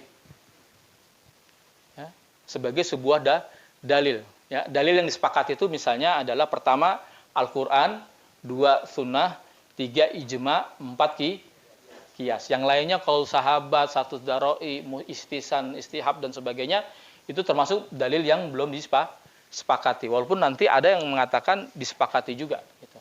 Tetapi ala kulli hal ini perdebatan di kalangan para ulama-ulama usuli. Tetapi ijma, kesepakatan kaum muslimin ketika tidak ada mujtahid sekelas seperti Imam Syafi'i, seperti Imam Ahmad, seperti imam-imam yang lain yang dalam 4 mazhab, ya, karena ijma mau tidak mau jadi satu-satunya, Pak, alat untuk menentukan benar atau tidaknya. Karena di situ ada jaminan kebenaran dari Allah dan Rasulnya. Yang saya katakan tadi. Makanya siapa saja yang banyak menyelisih daripada kaum muslimin, Pak, itu sejatinya dia sudah keluar daripada kebenaran itu sendiri. Maka kita lihat ya, Pak, orang yang nyeleneh-nyeleneh, ya, pendapat-pendapat tasyadud itu sering kali sesat, Pak, rawan sesat. Karena banyak menyelisih daripada kaum muslimin. Maka mau aman, ikut kepada kaum muslimin. Selesai sudah. Ya. Kita lihat bagaimana dulu kita bisa meyakini tarjih hasil ikhwan-ikhwan bahwa polisi kafir, buktinya enggak. Hasil bahwa negara ini adalah negara kafir, ternyata kaum muslimin enggak sepakat juga. Artinya apa? Kemungkarannya enggak sampai pada taraf ijma, kesalahannya. Nah, itulah, Pak, maksud saya berpegang teguh kepada itu. Gitu. Dan ini merupakan bentuk daripada realisasi daripada ayat Al-Quran, idza tanaza'tum fi syai'in farudduhu ilallah wa rasul. Dan itu ulama banyak menafsirkan yang dimaksud dengan farudduhu ilallah wa rasul itu adalah ijma. Ya, karena kaum muslimin, ulama-ulama kaum muslimin bersepakat, Pak. Bersepakat dalam persoalan tertentu, dan karena mereka yang merupakan warasatul anbiya, ya, ulama ini kan warasatul anbiya. Anda percaya kan ulama warasatul anbiya? Ya, mereka tahu tentang maksud-maksud tujuan. Mereka belajar secara runut dan urut. Ya, bisa mengatakan ini boleh, ini tidak boleh dalam perkara-perkara yang dakik, ya, yang paling dalam sekalipun. Ya, ini ada jaminan kebenaran, Pak. Insya Allah. Gitu. Itu yang pertanyaan nomor 2. Lalu yang kedua, pertanyaan yang kedua ya, tentang terkait klaim aswaja, ya, antara Wahabi dan aswaja. Bagaimana pandangan Ustadz? Ternyata kawan lama kita, Pak, ya, di Facebook dulu namanya Depok Airsofter. Gitu. Jadi begini, ketika Rasulullah meminta didatangi oleh seorang laki-laki yang kelihatannya asing, ya, tapi dia tidak berasal dari safar yang jauh. Ketika dia itu mengatakan, ahbirni anil iman. Ya Rasulullah, terangkan aku tentang namanya iman. Ahbirni anil Islam. Ahbirni anil ihsan. Nanti ada ahbirni anil kiamah itu nanti terkait dengan kajian-kajian akhir zaman. Kapan suatu saat kita akan bahas di lain waktu. Jadi kita bertanya tentang ahbirni anil iman, itu akan melahirkan ilmu namanya ilmu aqaid atau ilmu akidah. Dan mayoritas umat Islam di dunia hari ini adalah mazhabnya dalam segi akidah adalah ikut Imam Abu Hasan Asy'ari dan Imam Al-Maturidi. Ini mayoritas umat Islam, Pak. Dari Makedonia, Albania, sampai kemudian Turki, lalu masuk kepada Pakistan, India, suku Kurdi, suku Iran dan Irak di utara, sampai kemudian India, Pakistan, sampai ke Bangladesh. Itu semuanya akidahnya adalah akidah Maturidiyah. Ya. Lalu kemudian, bagaimana akidah Maturidiyah? Akidah Maturidiyah melihat asma wa sifat, asma-asma daripada asmanya Allah, itu melakukan takwil dan tafwid. Takwil itu maksudnya bagaimana? Ya, takwil itu maksudnya adalah tidak menyamakan Allah dengan makhluknya. Karena apa?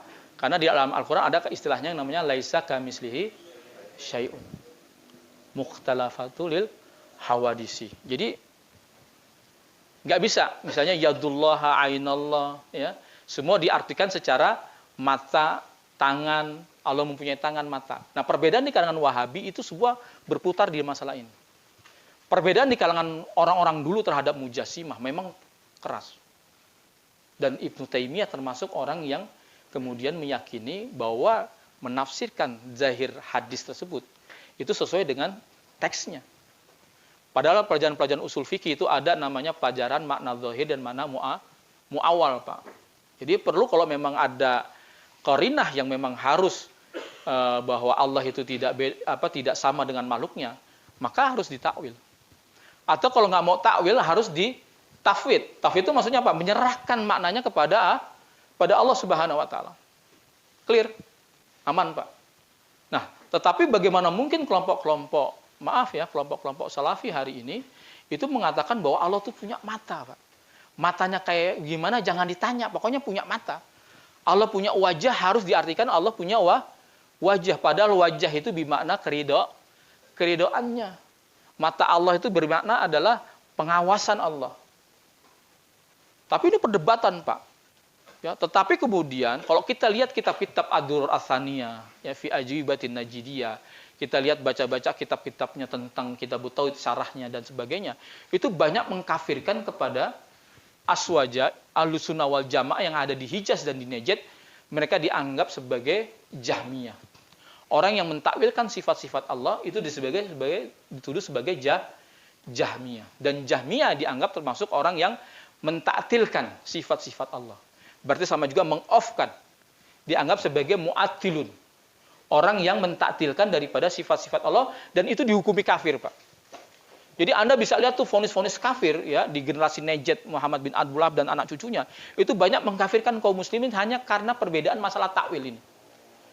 Maka saya nggak heran, Pak, kalau kemudian dalam perdebatan-perdebatan dulu, Pak, itu disebut kita di Jahmiyah.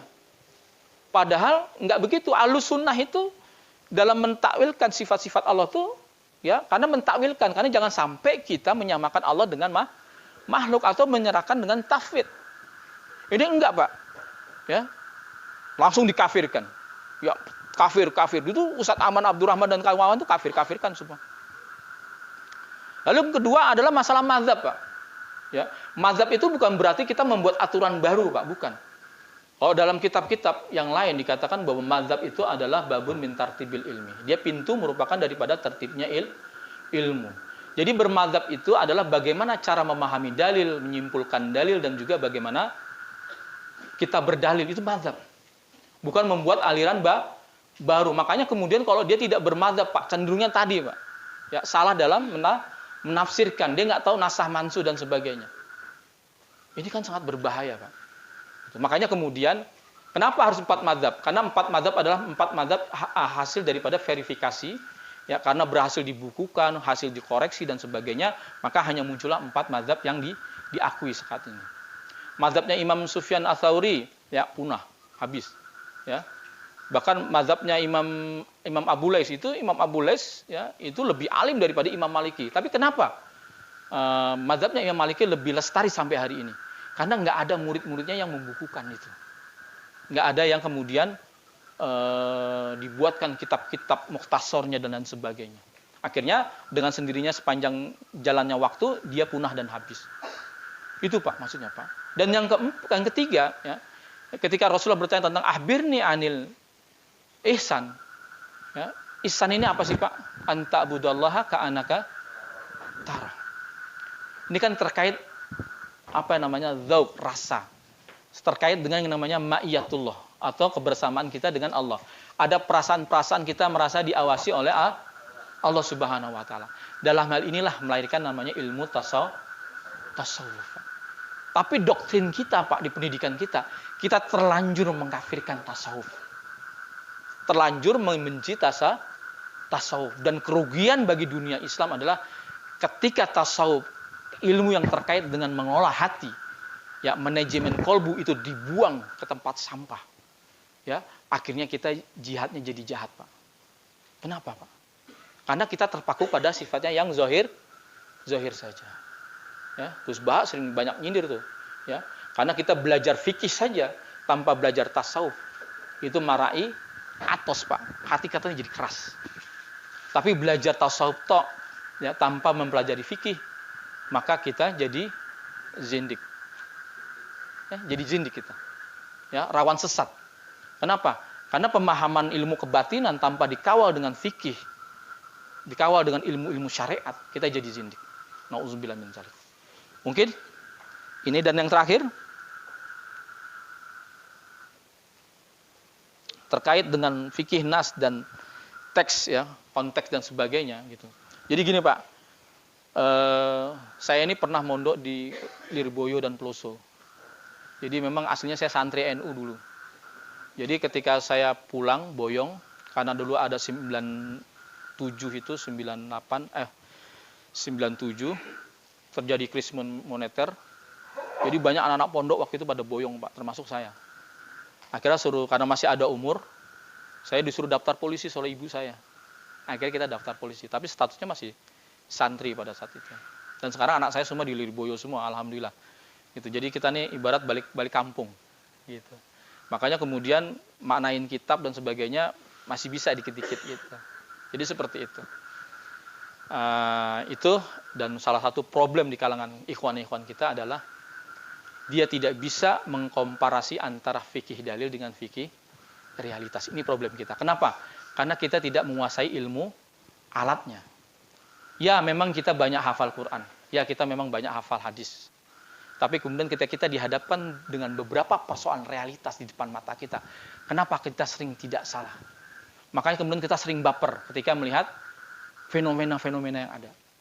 Tapi jika kita mau belajar usul fikih, clear Pak. Tadi ada yang nanya masalah wayang, betul nggak? Masalahnya kelompok-kelompok seperti Salafi, Wahabi, itu menolak yang namanya uruf. Ya, adat itu ditolak sama dia. Karena dianggap uruf itu adalah ro'yu, produk ro'yu. Dan ro'yu itu nggak dipakai Pak. Dalam mazhab Imam Ahmad, Imam Ahmad lebih baik memakai hadis do'if daripada menggunakan ro'yu. Karena ro'yu ini aktivitas akal. Maka dalam banyak hal Ibnu Hazm ya, yang banyak menginspirasi kelompok-kelompok Salafi dalam melihat zahir teks hadis atau ayat, itu memang sering terjebak kepada zahir-zahir Pak. Dan bahayanya Pak, akhirnya apa? Setiap kita terjebak kepada dalil-dalil khusus. Mana dalilnya? Ini nggak ada dalilnya. Berarti haram kalau nggak ada dalilnya. Padahal kata Ibnu Mas'ud, ada juga ini dikatakan sebagai sebuah hadis, dalil daripada uruf itu adalah man ra'ahul muslimin hasanan fahuwa indallahi amrun hasan. Apa yang dianggap oleh kaum muslimin ada sebuah kebaikan, maka di sisi Allah itu juga sebuah kebaikan, Pak. Kenapa? Setiap ada maslahat, maka di situ ada syariat. Saya ulangi lagi, di mana ada maslahat, maka di situ ada syariat. Contoh misalnya, Pak, kaum muslimin membuat undang-undang ya yang namanya wajib pakai helm. Ya, ada di Al-Qur'an enggak? Tapi ada menggunakan dalil-dalil umum. Wala tulkum bi aidikum ila tahluka. Jangan binasakan kamu dalam kebinasaan. La darara wala tidak boleh membahayakan diri sendiri dan membahayakan orang lain. Karena dengan memakai helm dia menyelamatkan diri dia dan orang lain. Dalil umum. Dan mereka terjebak kepada dalilku khusus. Mana dalilnya? Maka orang-orang kelompok ini selalu resisten, Pak. Padahal adat ya, atau uruf itu bisa jadi sumber hukum syariat, Pak. Dalilnya tadi perkataan daripada Ibnu Mas'ud. Ya. Makanya ada istilahnya dalam kaidah usul itu al-adatu muhakkamah. Adat istiadat itu bisa jadi sumber hukum. Selama yang penting adat tersebut tidak bertentangan dengan Al-Qur'an dan As-Sunnah. Selama itu kebaikan, membawa maslahat kepada kaum muslimin, maka itu dilestarikan. Maka dalam hal ini kaum muslimin yang memahami ilmu-ilmu usul fikih sampai kepada yang sifatnya mendalam, komprehensif, itu cenderung cair, Pak, dalam melihat suatu persoalan-persoalan tersebut. Tapi tidak bagi orang-orang yang terjebak kepada mana dalilnya, dan seterusnya seperti itu. Dan ini akhirnya membuat, nanti kita lihat ya, setelah Indonesia Raya, kita nggak tahu mereka nanti akan mengkafirkan apa lagi. Kemarin pajak. Wah, itu kacau, Pak. Kalau misalnya kaum muslimin dianjurkan tidak bayar pajak, Pak. Itu nanti Khalid Basalamah bisa digugat lagi. Ini yang muncul nih nanti nih. Baru nih setelah masalah wayang muncul yang namanya pajak. Itu kalau antum berfikihnya ala-ala seperti itu, tarbiyah yang antum ambil model-model seperti itu, saya yakin sampai kapanpun antum akan terus baperan. Ya, antum akan terus meleleh, ya, antum akan dibuat banyak kecewa. Akhirnya malah menuduh ya pemerintahan zalim, pemerintahan kafir, ya tidak pro kepada Islam dan sebagainya. Ini, Pak, modal awal, Pak, ya, adanya penyimpangan paham-paham takfiri, Pak. Kalau kita dalam banyak pendidikan kita melahirkan banyak intoleransi, nggak mustahil kita jauh lebih banyak menyesatkan orang lain. Wallahu a'lam bishawab. Mungkin Pak sudah malam. Ya, terserah kalau teman-teman mau ini. Gimana? Terserah kawan-kawan kalau mungkin iya. ada yang mau tanya. Masih ada, Bapak? Oh iya, Pak. Satu lagi. Oke, monggo silakan. Gimana,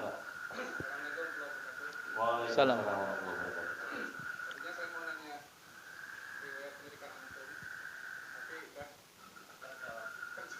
Oh iya. Cuman saya tadinya menyangka Ustaz ini dalam tanda kutip ya, Iya. Wahabi. Oh iya. Karena melihat perjalanan kan. Cuman terus terakhir tak lihat kok ngajak Imam Misbah apa habis itu jadi Asy'ari. Iya. Karena memang awalnya memang sudah dari Boyo atau ya. Iya, dari Boyo dulu. Jadi pertanyaan saya itu akhirnya nggak ke situ lagi, udah lain lagi. Oh gitu. Pertanyaan saya melanjutkan yang Asy'ari dan Salafi Wahabi. Maksud saya begini, sepertinya kenapa negara tidak hadir? Ketika ini kan kayak komponen ini dulu kan, ada yang channel ini lah, itu lah, gitu. Oleh bagaimanapun, ya kita juga nggak sepakat sih dengan cara-cara orang Salafi selama ini ya. Iya. Tapi kan dalam rangka menjaga keutuhan umat, menurut saya seharusnya negara hadir ya. Iya. Karena kan yang kita lihat kasus NTB kemarin kan, Keren, betul. walaupun itu juga karena ulah mereka sendiri kan. Betul. Tapi ya, kalah kan ya kalau dalam hati kita. Betul. Siap. Ya. Iya. Baik. Sudah jelas mungkin Ustaz yang pertanyaan. Iya, jelas. Mungkin sebagai closing, saya penasaran juga Ustaz. Mau bertanya boleh nggak? Iya, boleh. Karena tadi sangat menarik, saya betul-betul memperhatikan dari awal sampai akhir. Kemudian akhirnya terjawab juga bahwa beliau pernah nyantri di Leboyo plus Peloso, artinya kaidah usul fiqh dan lain-lain beliau memang menguasai. Tapi mungkin pertanyaannya yang mungkin mewakili juga bapak-bapak di sini, kok bisa Ustaz?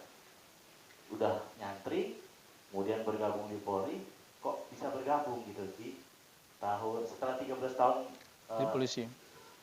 profesi sebagai polisi, Iya, kemudian bisa bergabung dengan aliran ekstrim itu sampai saat ini ada di titik ini. Mungkin Iya. bisa disampaikan Ustaz. Iya. Nanti setelah itu mungkin bisa langsung closing statement dan bisa kita akhiri. Oke. Terima kasih Ustaz. Siap. Jadi pertanyaan yang pertama. Jadi memang apa tadi ya? Lupa saya. Oh ya. Jadi ini kesalahan negara. Ya, menurut saya sejak awal tidak peka gitu, tidak. Akhirnya kita ini sekarang menikmati kegaduhan-kegaduhan tersebut. Kita bisa lihat bagaimana Dewan Dakwah tahun 80-an itu banyak mengirimkan para tulab. Dia nggak peduli tuh mau mazhab Syafi'i, bahkan yang mazhab Syafi'i mantan santri itu kalau udah disekolahkan sampai masuk Libya, sampai masuk kepada itu KNU-nya hilang semua.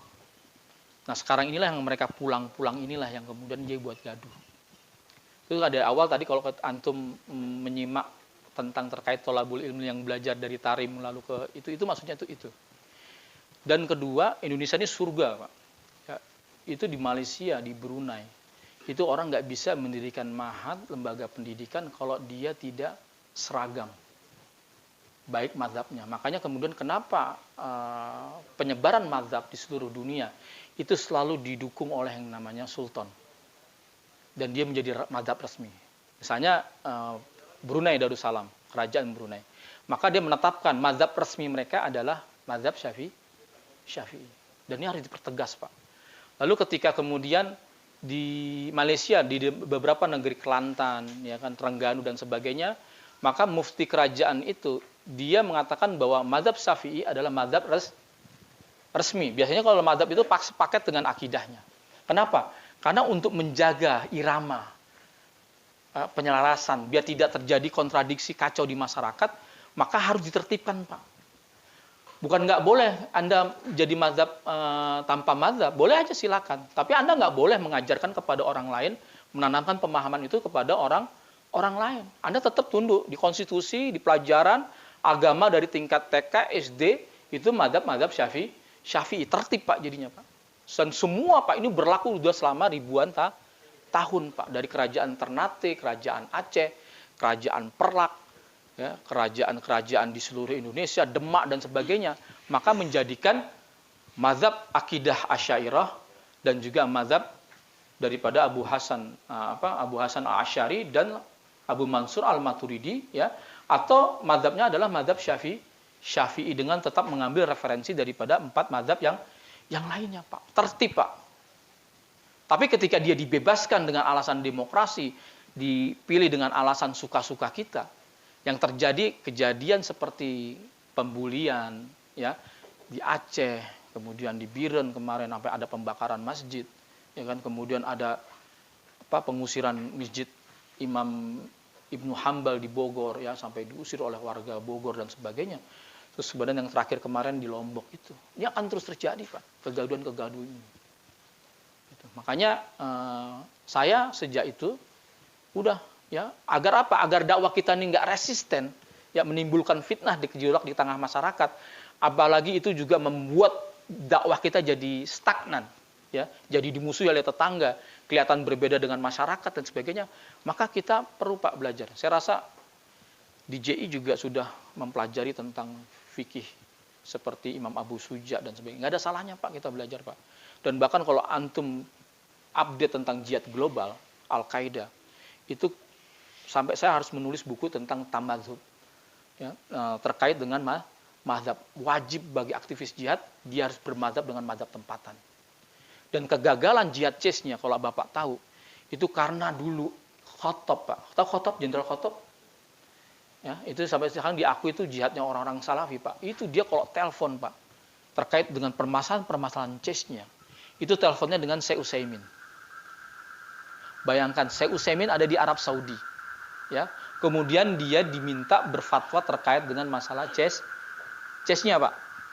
Padahal di chase-nya itu ada namanya Ahmad Kadirov. Itu bapaknya yang sekarang jadi presiden CES-nya yang namanya Ramzan Kadyrov. Dia mufti, Pak. Ini tinggal di hutan, Pak. Dulu Ramzan Kadyrov ini tinggalnya di tengah hutan. Berjuang bersama-sama Zokhar Dudayev, Aslan Maskadov, dan lain sebagainya. Mereka para mujahidin. Tetapi ulama-ulama setempat ini nggak dihargai, Pak. Bapak bagaimana perasaannya? Ada ulama mufti di setempat, mereka konsultasi dengan di Arab Saudi, Pak. Sakit hati Pak Ahmad Kadyrov, Pak. Sebagai ulama dia nggak dihargain. Padahal dia ini mufti. Ya memang akidahnya akidah Maturidi, karena memang mazhab orang-orang CES-nya ini kebanyakan memang akidahnya akidah Maturidi. Taliban itu Maturidi, Pak. Mazhabnya apa? Mazhab Hanafiyah. Tapi karena nggak dihargai dia akhirnya sakit hati, Pak. Turun gunung, Pak. Gabung dengan Rusia. Mujahidin terpecah semua, Pak. Maka semenjak turunnya Ramzan Kadyrov dari barisan mujahidin CES-nya, itu membuat kemudian hari ini, Pak, tumbang semua pergerakan jihad yang ada di CES-nya. Kenapa, Pak? Karena tidak menghormati yang namanya kearifan lokal. Muktamar Ahlussunnah wal Jamaah kemarin, Pak, itu menghilangkan, menafikan gerakan Wahabi Salafi sebagai Ahlussunnah wal Jamaah. Kenapa, Pak? Dari akidah, Pak, dia menyelisih daripada jumhur, daripada akidah seluruh kaum muslimin di dunia, Pak. Itu karena memang ternyata Wahabi ini mengkafirkan daripada Asy'ariyah dan Maturidiyah dan Thahawiyah. Gitu. Terus dia mau ikut siapa? Gitu. Yang kedua dalam mazhab fikih, dia termasuk anti mazhab, Pak. Salafi ini anti mazhab. Dia tidak bermazhab. Kalau begitu berarti dia bikin mazhab baru, seharusnya. Tapi kalau bikin mazhab baru nggak bisa langsung diterima. Kenapa? Perjalanan mazhab sampai hari itu mengalami ribuan tahun, Pak, model verifikasi. Maka ada namanya pendapat Mu'tamad Fikih Syafi'i, pendapat-pendapat terkuat. Diverifikasi lagi, mana pendapat yang lemah, mana pendapat yang kuat. Terus diverifikasi lagi, dibikin mukhtasarnya, dibikin fatwa-fatwanya dalam mazhab Syafi'i. Maka ada namanya ashab dalam Imam Syafi'i, ada Imam Muzani, ada Imam Romli, Imam Rafi'i, ada Imam Nawawi. Walaupun mereka sudah sampai pada taraf mustahid mutlak, tapi tawaduknya mereka tetap berpegang kepada. Makanya ulama-ulama ahli hadis seperti Bukhari, Muslim, Tirmidzi, Nasai, itu semua mazhabnya mazhab Syafi'i, Pak. Nah, inilah menurut saya kesalahan-kesalahan kita dalam dakwah itu sendiri gitu. Tuh. Selanjutnya apa tadi, Pak? Oh, yang tadi ya. Jadi begini. Saya dulu ini suka yang namanya jihad, Pak. Dan saya selalu berdoa, walaupun saya aswaja, tapi berdoa minta kepada Allah bisa gabung dengan kelompok-kelompok mujahidin. Karena saya suka kepahlawanan, keberanian, syaja'ah, dan sebagainya. Tapi sampai kemudian saya dipertemukan oleh kelompok-kelompok JI, ya, beberapa asatid saya dan sebagainya. Lalu dari situ saya malah nyebrang kelompok Aman Abdurrahman. Akhirnya virus takfir ini mulai masuk ya kemana-mana dan sebagainya. Akhirnya saya berpikir, wah, pekerjaan saya sebagai seorang anggota polisi ini gitu. Tapi selama saya gabung dengan kelompok-kelompok takfir ini, saya belum tega mengkafirkan ulama-ulama kaum muslimin. Ya, tidak pernah mengkafirkan ulama-ulama kaum muslimin. Kalau pemerintahan iyalah, makanya saya keluar dari kepolisian. Gitu. Tetapi saya masih belum menerima kalau ulama kaum muslimin dikafirkan. Makanya dulu ketika ada buku yang berjudul tentang Muqtatafat min Samaratil Jihad, ya. Jadi terkait buah daripada jihad yang sekarang oleh Syekh Al-Maqdisi, terkait protes dia kepada orang-orang Syekh Abu Musab Az-Zarqawi, ya, terkait paham-paham takfir di kalangan mujahidin. Jadi dulu, Pak, ada makor namanya. Makor itu sebelum kita masuk kepada, makor itu kayak semacam safe house. Jadi sebelum ikhwan masuk ke daerah konflik seperti di Irak, itu pasti transit dulu di daerah tempat. Di situ sambil dikelola oleh ikhwan-ikhwan. Lalu ditanyalah, ada yang namanya, kalau paham takfir itu ada istilahnya tabayun wa tawakuf. Tabayun wa tawakuf itu maksudnya check and recheck. Ya, dicek akidahnya, Pak. Makanya kalau ada kelompok yang suka ngetes-ngetes akidah, ini paham haurah. Gimana antum mengkafirkan Syekh Utsaimin? Tidak. Antum mengkafirkan Syekh bin Bas? Tidak. Loh, kenapa dikafirkan? Ya karena memang mereka ini togut. Kan sampai seperti itu mereka. Nah, karena paham-paham seperti itulah kemudian Abu Musab Zarqawi mengganti semua panitia lajnah penerimaan para mujahidin ini untuk apa? Untuk diselesaikan dari paham-paham takfiri. Karena memang sejak 2006-2007 daulah Irak itu memang sudah tersusupi oleh paham-paham Khawarij. Dan kita punya banyak dokumen-dokumen tersebut. Bahkan sampai ada Jamaah Ansar al-Islam itu mengirimkan surat kepada Syekh Aiman tentang bagaimana amir mereka yang ada di Kirkuk, yang ada di Mosul itu dibunuh oleh kelompok ISIS ini. ISI ya, belum ada ISIS namanya. ISI namanya. Nah, dari situlah kemudian kita sudah melihat bahwa karena kita update terus berita mujahidin, di kelompok Syekh Jarqawi ini banyak paham-paham takfir. Yang kebanyakan mereka ngambil dari ikhwan-ikhwan di Aljazair, di Libya, dan Tunisia. Makanya kemudian Tunisia ini merupakan bala tentara ISIS terbesar. Yang kedua adalah dari Saudi. Ya, kenapa? Karena memang pahamnya adalah paham dakwah Najd yang terpaku, yang terinspirasi dengan dakwah Muhammad bin Abdul Wahab.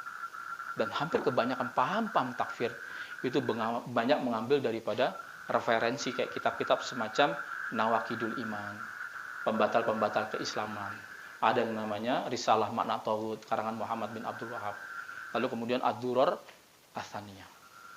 Ya, karena menganggap bahwa ajaran Muhammad bin Abdul Wahab itu steril dari kesalahan, maka sejak itu ya ancaman ekstrim itu akan selalu ada, Pak.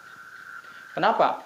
Karena kalau udah dianggap nggak boleh salah ajaran Muhammad bin Abdul Wahab, ini sekarang nggak ada jaminan pemuda-pemuda ya itu mempelajari kitab-kitab Najd, Pak. Maka sebenarnya ada kata-kata dari muhaddis Syarif Al-Auni pernah mengatakan ingkaru alaqatun at-takfir ad-durar ats-tsaniyah khiyanatun lil ummah wal watan.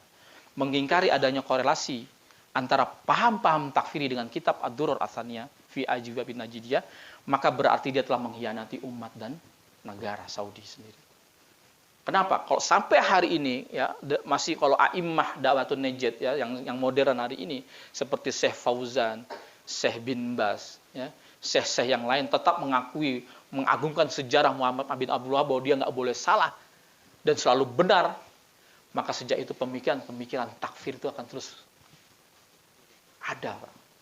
Ini ulama udah banyak membahas masalah ini. Ya. Maka dulu saya sempat agak marah kalau dibilang dikit-dikit Wahabi, dikit-dikit Wahabi. Ternyata setelah saya masuk penjara, betul, memang dari situ. Kita bukan mau fitnah, ya saya bisa pertanggungjawaban ya pembicaraan kalam ini kepada Allah Subhanahu wa taala. Dan kelak ya yang memberikan fatwa sampai kemudian menumpahkan darah sesama kaum muslimin, menuduh kaum muslimin jatuh pada kekafiran dan kesyirikan. Itu dia. Jadi Pak, intinya takfir itu adalah bi annahum yukafiruna bidzanbin wa ya'taqiduna dan ban malaika bidzanbin. Mereka mengkafirkan karena sebab dosa dan meyakini sebuah dosa yang sebetulnya bukan dosa.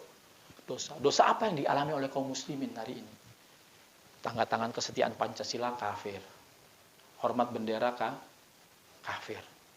Setia kepada Pancasila kafir. Meyakini sebuah dosa yang sebetulnya bukan dosa. Ini mirip Pak metodologi dengan Ali bin Abi Thalib ketika dia dikafirkan oleh Khawarij. Kenapa, Pak? Karena menerima tahkim. Dan tahkim berhukum dengan hukum manusia. Itu adalah kekafiran. Inil hukmu ila lillah. Tidak ada hukum kecuali hanya hukum Allah Subhanahu wa taala. Tapi ternyata setelah didatangi oleh Ibnu Abbas untuk menyadarkan orang Khawarij ya, bahwa kata Ibnu Abbas tidak setiap yang berhukum dengan hukum manusia itu adalah kekafiran. Loh kata orang-orang Khawarij, loh, memang ada di Al-Qur'an, ada. Di surat An-Nisa ayat 35. Fa in kiftum sikaqa bainihima faba'atsu hakaman min ahliha wa hakaman min ahlihi. Ya kan? Kalau terjadi perselisihan ya, bentrokan ya, maksudnya terjadi perselisihan antara suami dan istri yang akan berujung perceraian, maka utuslah dari pihak perempuan seorang hakam dan seorang laki-laki seorang hakam. Untuk apa? Ya, untuk mencari jalan keluar. Kali aja pernikahan ini bisa dipertahankan, maka di dalam sidang perceraian Pak ada namanya ruang mediasi. Untuk apa? Untuk dicari solusi. Inilah yang disebut dengan arbitrase, ya, mencoba mencari solusi. Dan ini dikafirkan, Pak. Ternyata di Al-Qur'an membolehkan itu. Faba'atsu hakaman min ahlihi wa hakaman min ahliha. Utus dari pihak perempuan seorang hakam dan pihak laki-laki seorang hakam. Lalu yang kedua adalah kisahnya Sa'ad bin Mu'adz. ketika orang Yahudi Bani Quraidah meminta tahkim atas persoalan pengkhianatan Bani Quraidah. Apa keputusan Sa'ad bin Mu'adz? Yang laki-laki dibunuh. Yang anak-anak dan perempuan dijual. Ya, ini keputusan siapa, Pak? Sa'ad bin Mu'adz, bukan keputusan Allah dan Rasulnya. Tapi keputusan Sa'ad bin Mu'adz. Tapi apa kata Rasulullah? Aras Allah bergetar. Dan keputusan Sa'ad bin Mu'adz itu mirip apa jadi yang keputusan Allah dan Rasulnya. Karena memang buat pengkhianat keras. Dan ini tahakum, Pak. Ya, arbitrase yang disampaikan oleh Sa'ad bin Mu'adz. Dan itu bukan kekafiran. Akhirnya Pak, dari sini Pak, Ibnu Abbas bisa menyadarkan 8.000 dari 12.000 Khawarij pada saat itu. Kenapa? Bi annahum yukafiruna bidzambin, mengkafirkan karena sebab dosa yang sebetulnya meyakini dosa yang sebetulnya bukan dosa. Dan ini mirip hari ini Pak, metodologi yang dipakai oleh kelompok-kelompok takfir. Wallahu a'lam bishawab. Itu Pak yang kemudian membuat saya sadar, akhirnya saya baca evaluasi Al-Qaeda, Pak. Jadi evaluasi Al-Qaeda itu ada namanya terkait pembahasan tamadhub, bermadzhab, Pak. Jadi kita disuruh untuk bermadzhab, jangan banyak menyelisih kaum muslimin. Ya, karena biang daripada kegagalan jihad di Irak, jihad di Suriah, jihad di Chechnya dan sebagainya. Ini karena kita tidak menerapkan di mana bumi dipijak, di situ langit dijinjik. Ya, kita tidak ramah kepada lingkungan dan hobinya selalu menyelisihi daripada kaum muslimin, Pak. Wallahu a'lam bishawab. Syukran. Jazakumullah khairan katsiran, Ustaz. Masih ada satu lagi. Gimana, Pak? Oh ya, monggo. Satu aja. Ya, silakan. Sudah. Berkenaan dengan Wahabi tadi, tertarik sekali dengan Wahabi tadi kan, terlepas dari salafi biasa atau salafi takfiri misalnya gitu ya. Sangat populer sekali kan kalau ustaz-ustaz salafi itu sering mengungkapkan hadis dalam setiap pembukaan majelis seperti yang antum ucapkan tadi. Iya. Wasyarrul umuri muhdatsatuha. Iya. Apakah hadis itu masih perlu harus kita relevan diterapkan di saat ini dalam kondisi umat Islam seperti ini? Iya, baik yang terkait wasyarul umur muhdatsatuha, ya kan, wa kullu bid'atin dhalalah wa kullu dhalalatin finnar. Jadi hadis itu relevan, memang hadis sahih. Cuma yang jadi masalah adalah seringkali kita menyandingkan arti bid'ah itu dengan sunnah, Pak. Jadi seakan-akan bid'ah itu lawan daripada sunnah. Padahal sejatinya bid'ah itu sebetulnya adalah sesuatu yang memang nggak ada contohnya, Pak. Gitu. Jadi ada perkataan Ibnu Taimiyah yang disebut dengan bid'ah itu kalau memang tidak ada contohnya. Nah, sedangkan misalnya ada amalan-amalan zikir yang nggak pernah dicontohkan oleh Rasulullah tapi dilakukan oleh kaum muslimin, tetapi dia tetap menggunakan dengan dalil-dalil umum, Pak. Misalnya zikran katsiran, berbanyaklah zikir yang banyak gitu. Dan sebagainya. Dan bagaimana batasannya? Apakah ditentukan jumlahnya? Enggak, memang enggak ditentukan jumlahnya. Pokoknya zikir yang banyak. Gitu. Lalu kemudian kayak Ibnu Taimiyah itu pernah mengatakan, saya selalu mengamalkan bacaan Ya Hayyu Ya Qayyum di dalam sepertiga malam karena itu akan menghidupkan qalbu dan menguatkan akal. Nah, Ibnu Taimiyah berbicara seperti itu tidak mengatakan bahwa ini dari Rasulullah, enggak, tapi inisiatif dia sendiri. Gitu. Karena apa yang disebut dengan man ahdasa, ya, yang laisa fi amrina fahuwa raddun itu, barang siapa yang mengada-ada. Maksudnya itu enggak ada contohnya. Sedangkan zikir itu ada contohnya. Dia tetapi menggunakan dalil-dalil umum. Misalnya bicara tentang tahlilan atau memberi makan kepada orang miskin, orang takziah, ya kan gitu. Misalnya begini, ada ayat yang mengatakan alladzina yunfikuna fisyarra'i wad-dharra wal kadhiminal ghaidz wal afina 'anin nas. Orang-orang yang berinfak hartanya dalam keadaan lapang dan sempit, betul nggak? Orang yang sedang berduka cita dalam keadaan sempit nggak? Sempit kan? Gitu. Lalu dia ingin kepada para tamu yang datang takziah kepada dia, ingin disuguhkan minum dan makan.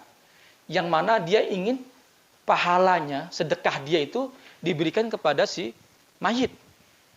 Boleh nggak itu? Dalilnya pakai dalil umum, Pak. Alladzina yunfiqu fis sarai wadar. Boleh. Tuh bagaimana ada ulama Syafi'i di Anatul Bin yang mengharamkan. Ternyata yang mengharam itu adalah ketika orang-orang berharap bisa makan, sedangkan keluarga tersebut maksa-maksain sampai dia ngutang-ngutang untuk tahlilan misalnya. Ya, melebihi daripada besar pasak daripada tiang. Ini yang nggak boleh, Pak. Pengharapan seperti ini, datang ke rumah mayit untuk mengharapkan biar dia dikasih makan oleh si ahli mayit, ini yang diharamkan oleh banyak ulama. Tetapi intinya dia berinfak, ya, kita bersedekah, toh sedekah infak tersebut berasal dari duit masyarakat, betul nggak? Biasanya kan masyarakat bikin apa tuh, baskom, kasih kain, lalu kita kasih duit di situ 50.000, ada yang ngasih 100.000, ya Pak ya, ada yang ngasih 20.000, lalu oleh keluarga si mayit duit itu diambil, yuk kita bikin kopi, dibeliin nanti buat yang nguburin, buat yang nalilin, yang itu untuk beli sayur asam dan sebagainya, biar kita bisa makan rame-rame, disedekahkan lagi atas nama si mayit, dan ini boleh Pak. Tapi menggunakan dalil-dalil umum. Nah, masalahnya kelompok ini terjebak kepada dalil khusus. Mana contohnya Nabi melakukan itu? Padahal banyak dalil-dalil umum yang membolehkan itu. Makanya zikir seperti Ya Hayyu Ya Qayyum yang dikarang sendiri oleh Ibnu Taimiyah dan Ibnul Qayyim, itu dilakukan Pak. Padahal itu nggak ada contohnya di zaman Rasulullah.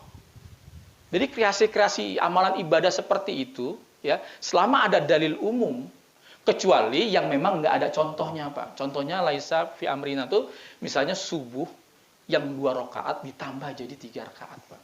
Itu namanya menambah-nambah. Yang dimasukkan kan laisa fi amrina. Man adatsa, barang siapa yang membuat yang bukan dari kami contohnya. Itu yang fahuwa raddun, tertolak. Adapun yang ada contohnya dengan dalil-dalil umum itu dibolehkan.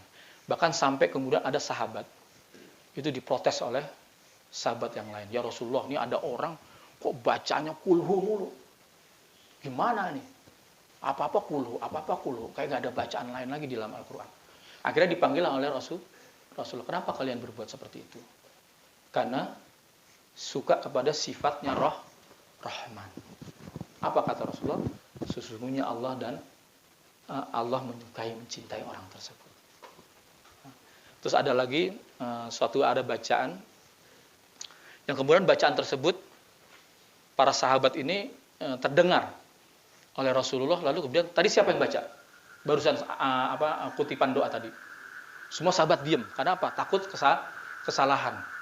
Enggak, saya serius. Saya mau tanya siapa yang bacaan tadi? Akhirnya ada sahabat yang tunjuk tangan.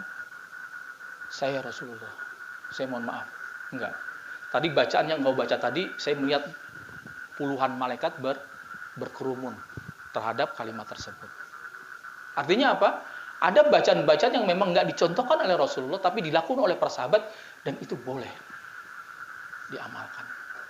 Nah, seringkali kita, kelompok-kelompok Wahabi seperti itu sering terjebak kepada mana dalilnya. Padahal selama nggak ada larangan, Pak, itu boleh saja. Inilah yang kemudian ya ini dijadikan kemana-mana oleh kita, ya akhirnya kita membuat gaduh di tengah masyarakat. Akhirnya terjadi tanazu ya di kalangan kaum muslimin, Pak, mengerikan. Padahal persoalan-persoalan tersebut adalah masalah-masalah fikih yang debatable, ya, silakan mau diamalkan enggak juga enggak apa-apa. Karena kita tidak pernah melihat orang NU mengadakan maulid Nabi mengatakan kepada yang tidak melakukan maulid, yang tidak melakukan maulid Anda tidak cinta kepada Rasulullah, dan tidak cinta kepada Rasulullah berarti Anda tidak mengikuti sunnah. Orang yang tidak mengikuti sunnah berarti dia kafir. Pernah dengar nggak kayak gitu? Kita nggak pernah. Tidak setiap perbuatan bid'ah disebut sebagai ahlu bid'ah, kata Ibnu Taimiyah, selama dia tidak dijadikan standar kebenaran, menegakkan wala-wal barok kepada mukhalifnya. Ya, bisa jadi orang-orang tersebut adalah muqtiun makfurun, yang insya Allah ampuni, Pak. Dia udah beristihad karena dia cinta kepada Rasulullah, cinta kepada nabinya. Di situ di Maulid Nabi itu, Pak, itu ada yang namanya infak. Ada infak nggak? Kan santunan anak yatim ya biasanya ya. Isi Maulid itu biasanya infak anak yatim. Lalu biasanya di acara Maulid itu ada yang namanya baca sirah, betul nggak? Baca dibaan, baca diba dan baca berjanji. Itu baca sirah Nabi itu, Pak. ya kan? Terus di Maulid Nabi itu ada yang namanya santunan anak yatim, ada istighfar nggak? Istighfar. Tahlil ada nggak Pak? Bacaan la ilaha illallah ada. Dan semua diperintahkan oleh dalam agama. Ibarat ini ada daun bawang halal nggak Pak? Daun bawang halal kan? Telur halal nggak Pak? Daging halal nggak? Terigu halal nggak? Lalu jadi martabak. Halal Pak ya? Kenapa? Baca sirah Nabi, ya, ada infak nyantuni anak yatim, di situ ada istighfar, ya, ada perintah-perintah dari Allah semua dalam dalil-dalil umum. Lalu kenapa jadi haram Pak? Nah, bijaklah kita dalam melihat perbedaan-perbedaan yang ada. Wallahu a'lam bishawab. Mungkin ini kasihan sudah malam. Baik, cukup ya Pak ya. Terima kasih Ustaz Sofyan Asauri, jazakumullah khairan katsiran. Mudah-mudahan Bapak-bapak sekalian ilmu yang kita dapatkan hari ini mulai